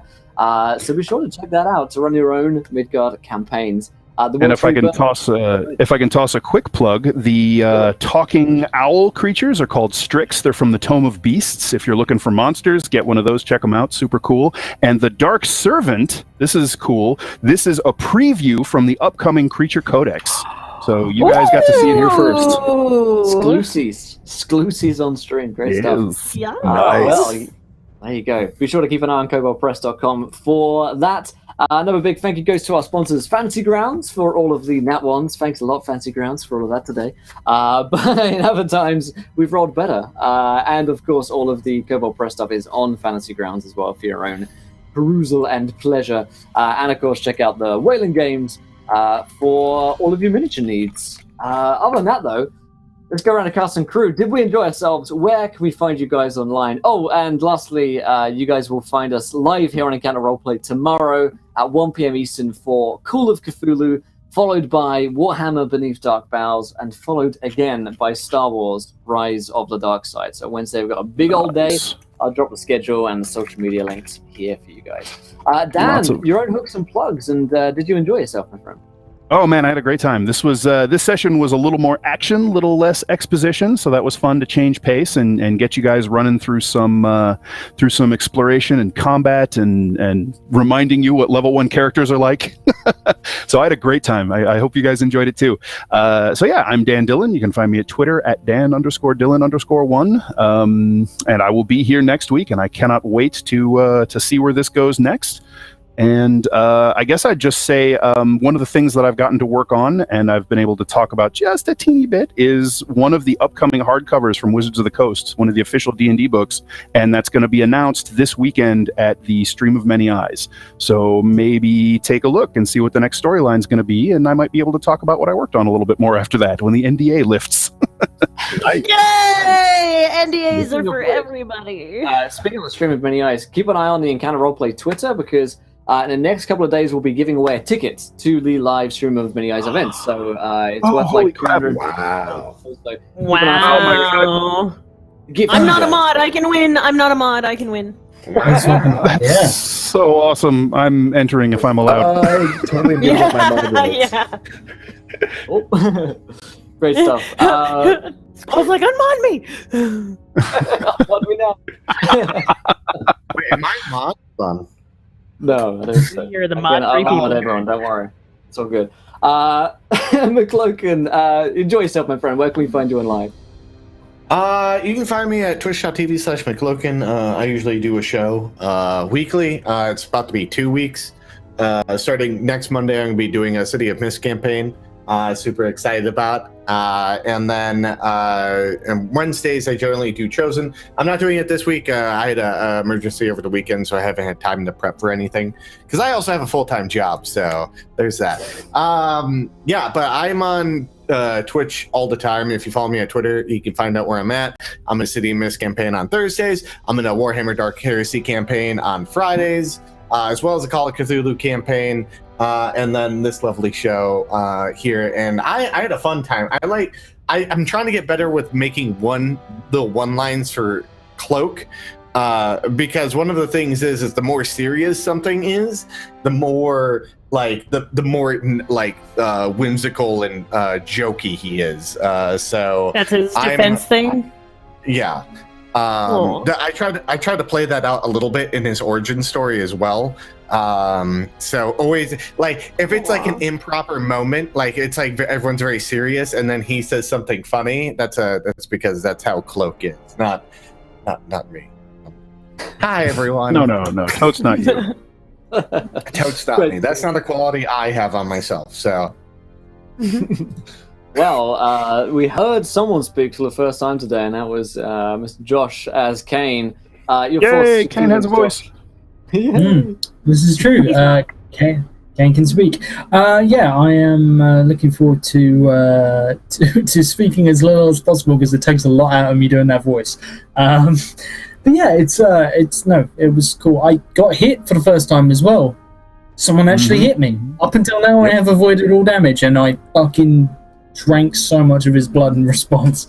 So yeah, happy days. Don't want to think about what else I might have drunk, considering what happened to him straight after. My name is Josh. You can find me DMing right before this show on Encounter Roleplay for the 3 hours beforehand on the Long March, where I take my anger and frustration out on sad saps who come along and play with me. And also, you can find me suffering... Oh god, suffering on Turncloaks. Just thinking about it, school makes me sad. Definitely check out the podcast, my friends. It's when I get to bring misery and pain. 37, man. Ah, dear, oh dear. Laurelania. I had a great time. I'm really glad that I spent a little bit beforehand reviewing my character sheet and looking at all the new spells and abilities, because I'm still trying to get a handle on 5E, and now having an entire new world and new things to play with is really interesting. I am in love with Midgard to the point where on Mondays I'm going to be doing a Midgard Monday review while I'm playing Heroes of the Storm. So essentially in between games, we're just going to be devouring as much Midgard knowledge as we can so that we can prepare for Tuesdays. That's a lot of fun. For the rest of the stuff, you can follow me on Twitch just by clicking my name. My Twitter is @MyTiaZimmer, and that is my Discord. You'll always get going live notifications from me there. I'm a full-time streamer on Twitch, and I already can't wait for next week, and I want to know more about the magical dagger. And stop trying to kill me, chat! Stop it! Oh yeah, they're bastards, huh? Tia, echoing Ben's question, what time are you going to be doing Midgard Mondays? Because I definitely want to tune into that. All of my streams will start at noon, so it won't be entirely focused on Midgard. I'll play a game of Heroes of the Storm. It usually has like a 10-minute queue. Sure. We read, play a game of Heroes of the Storm. But that is definitely, Dan usually hangs out with me during all my Midgard stuff anyways, and it's great because I can just go, hey, Dan, how does this work? And he's like, well, Laura, this is how it works. It's great because he wrote the book. 12 time zone Pacific. 12 PST. Yeah, 12 PST, So and I'll be going for about 8 for us hours Easterners. every Monday. Yes. Got it. Awesome. Yes. Thank you, Tia. And last but not least, Till School. I had a blast. I mean, even though Glaz spent quite a bit of it on the ground, I mean, that's the life of the wizard, right? And I'm actually a pretty hardy wizard, but when you get taken down in one shot, there's not a lot you can do. But I'm looking forward to leveling up because I actually get my geomancer stuff at level 2. You are a geomancer now. I get to now be a geomancer and do fun things with ley lines, which I am looking forward to so much. So, I am excited. I am Tall Squall. You can find me all over social media as Tall Squall. If you go to my Twitter account, it has links to all the different things that I am involved in, including a stream that I run 100% for charity on Saturdays. And that's where I DM. And in general, if you find me out there, let me know that you found me through World Tree Burns and the amazing World of Midgard by Kobold Press. Great stuff. Thank you guys again. Be sure to check out the Midgard campaign thing. I'll drop a link for you guys as well. Those watching on YouTube or listening back on the podcast, there will be links appropriately placed for you to go and find it. And you'll see us here again on Encounter Roleplay tomorrow. Wednesday is tomorrow. I know what day it is, honestly. 1 p.m. Eastern, when you find us live for Call of Cthulhu. 4 p.m. Eastern is Warhammer. 7 p.m. Eastern is Star Wars. Oh, exciting news about Call of Cthulhu tomorrow as well with Encounter Roleplay. So tune in for that. Also, it's Will's birthday on Friday. Don't let him get away because he already forgot his own birthday. So it's Will's birthday on Friday, and we're all going to be here, and we're all going to party. Yeah.